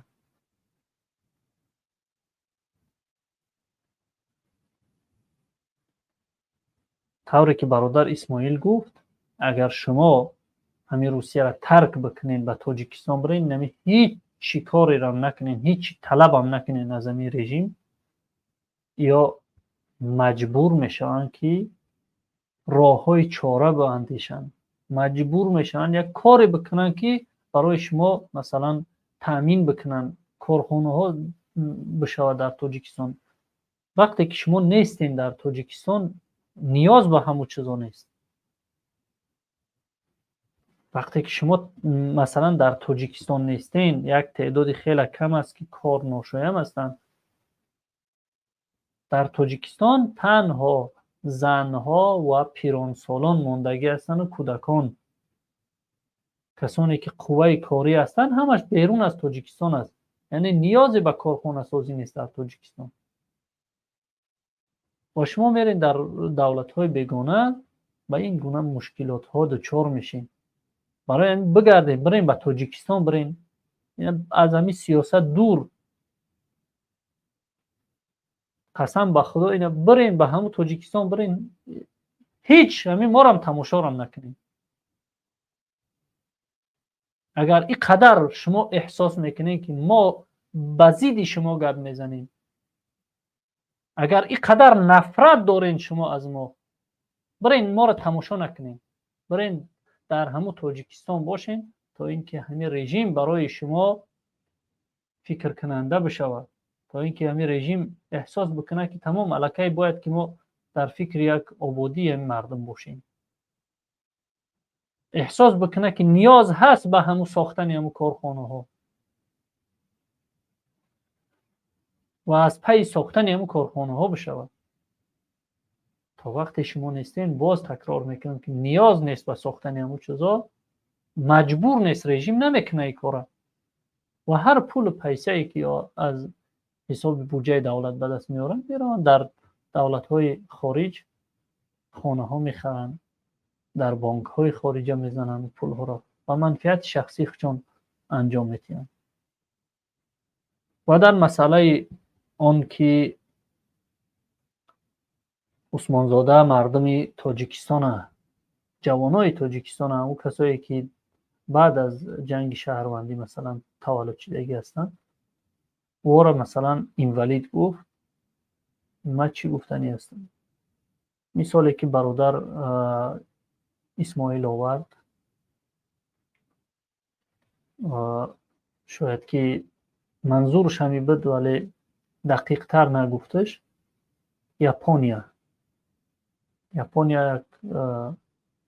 حالتهای پسی سر کرد، اتمی بمب بالای سرش زدن، همون بمب هسته‌ای را بالای سرشون پرتافتن.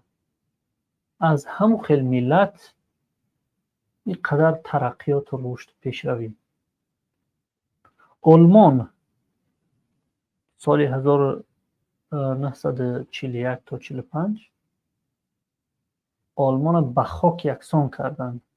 این همی حادثه هایی که عین حال شما در فلسطین میبینین، همین حادثه هایی که عین حال شما در اوکراین میبینین که تجاوزگرا هجوم کردگی هستن، خانه های مردم خراب میکنن، همین حادثه ها بالای مردم آلمان اومد، به خاک یکسان کردن. یگان حتی یک دهه نموند که خراب نشده باشه. 99% آلمان خراب شدگی بود، 99% خراب شدگی بود. ولی از همون مردمی که جنگ زده بودن به اصطلاح عثمان زاده که مغزهاشون خراب بود، قدر ترقیات و رشد پیش روید. پس این تصورات غلط است. فقط حکومت سالم لازم است که این حکومت مردم تامین بکنه، این حکومت به مردم جایهای کاری تامین بکنه، این حکومت به مردم یک معارف سالم جور بکنه، این حکومت به مردم مثلا شرایط روزگاری مردم بهبود بکنه. در تاجیکستان نیاز به کسایی هست که فکرهای سالم بتین در حکومت و نیاز به حکومت هست که اون فکرها را عملی بکنه. هر دی همی چیز نیست، هر دی همی چیز نیست. کسایی که فکرهای سالم دارن و کسا بیچاره یا که علاقه زندانی شده است یا که تعقیب شده است، در هجرت است، یا که بر وقت کشتنش بیچاره را در تگ خاک خواب است. همه همی سببش اینمی شما هستین ای مردم تاجیک. همه همی به سر و سامانی همی ملت سببش اینمی شما هستین که شما ترک کردین، وطن رفتین و اینها مثلا هیچ ضرور نمیدونن به هیچ چیزا. همه یک قسمت ضعیف و بیچاره که مونده است در تاجیکستان او را کنترل کرده میتونن به همین ظلم و تجاوز قطعی. یا چی نیاز است که مثلا برای اینها یک معارف بسازن، مثلا درس های بتیان که یا دانشمند بشون؟ هیچ نیاز ندارن. برای این ما با دوباره 10 باره به شما مراجعت میکنم، بر بگردین به تاجیکستان برین و از اینمی دیگی که شما می جوشین در بین مشکلات، از همین دیگ بیرون بروین. تشکر زیاد. الله متعال ما و شما را هدایت بکنه و به ما توفیق، ناموس، غیرت، جسارت عطا بکنه تا اینکه ما و شما درک بکنیم و عمل بکنیم و خودمان از همین ظلم و تجاوز، از همین بدبختی ها بیرون بکشیم. شما را به خداوندی منان میسپارم و تا هفته آینده انشاءالله که امیدوار هستم که گپ های ما را شما به گوشی جان میشنوین و از بین شما نفرهای پیدا میشود که عمل کننده میشوند و اون چیزهایی که ما درخواست کردیم از شما عمل میکنین و همچنین از اون نگفتنمون ما نیاز به کمک های شما داریم برای آن که برنامه های ما تکمیل بشوند، جالب بشوند و مردم از این برنامه های ما منفعت های ببردارن که روزگار این مردم خوب بشود. ما نیاز به کمک های شما داریم و خواهش میکنیم از شما که با ما با واسطه این همی تلگرام کمک های خودتان برسونین. یعنی هر حادثه هایی را که شما میبینین نوار برداری بکنین. امروز خداوند این شرایط برای ما شما عطا کرده است. نوار برداری بکنین و به همین تلگرام به ما روان بکنین. برای کسایی که نمیدونن چی طور به تلگرام پیوست میشوند، در همون پاییست که تلگرام در جایی که جستجو میکنین یا اینکه اینمی شکل بنویسین یا اینکه اگر تلفن شما با اینترنت وصل هست کامرای تلفنتون روشن بکنین، طرف همی عکس بدارین و همون اکران شما در با حرفای زرد یا کبود پیشنهاد میکنه که شما با همی پیوست بشین، یعنی شما را میاره با همی تلگرام. و قبل از اون که شما این کار انجام میتین، اولا تلگرام در تلفن هاتون بفرورین و فکر میکنم که در روسیه تلگرام کار نمیکنه، VPN سکچت بکنین، VPN در تلفن هاتون بفرورین، با واسطه VPN شما میتونین که با تلگرام بپیوندین و طوری که گفتیم هر نوار مثلا متریال هایی که شما به دست میارین یا اینکه خودتون نوار برداری میکنین با ما روان بکنین. و همچنین کسایی که میخواهند در راه مبارزه سهم بگذارن، چی با چهرهای آشکار و چی با چهره پنهانی، میتونین که با ما تماس بگیرین، صحبت خواهیم کرد و انشاءالله که با یک راه درست حتما روانه میشویم. نگفتن اموند عزیزان که ما واقعا نیاز داریم به کمک های مردم عزیز تاجیکستان، از جمله به کسایی که ثروتمند هستند. اگر چندی که ما در برنامه‌های قبلی هم گفتیم و بازم تکرار میکنیم، خواهش میکنم بی‌طرف نباشین. بی‌طرفی شما ادامه ظلم و تجاوز این رژیم است، بی‌طرفی شما بدبختی این ملت است و طرفداری کردن و کمک کردن شما انشاءالله که امکانیت های خیلی زیاد است که پایان ظلم و تجاوز این رژیم و پایان بدبختی های این مردم و همچنین آزادی های این مردم باشند. تشکر زیاد. در امان الله باشین تا هفته آینده. خداوند شما را نگهبان باشه. السلام علیکم و رحمت الله و برکاته.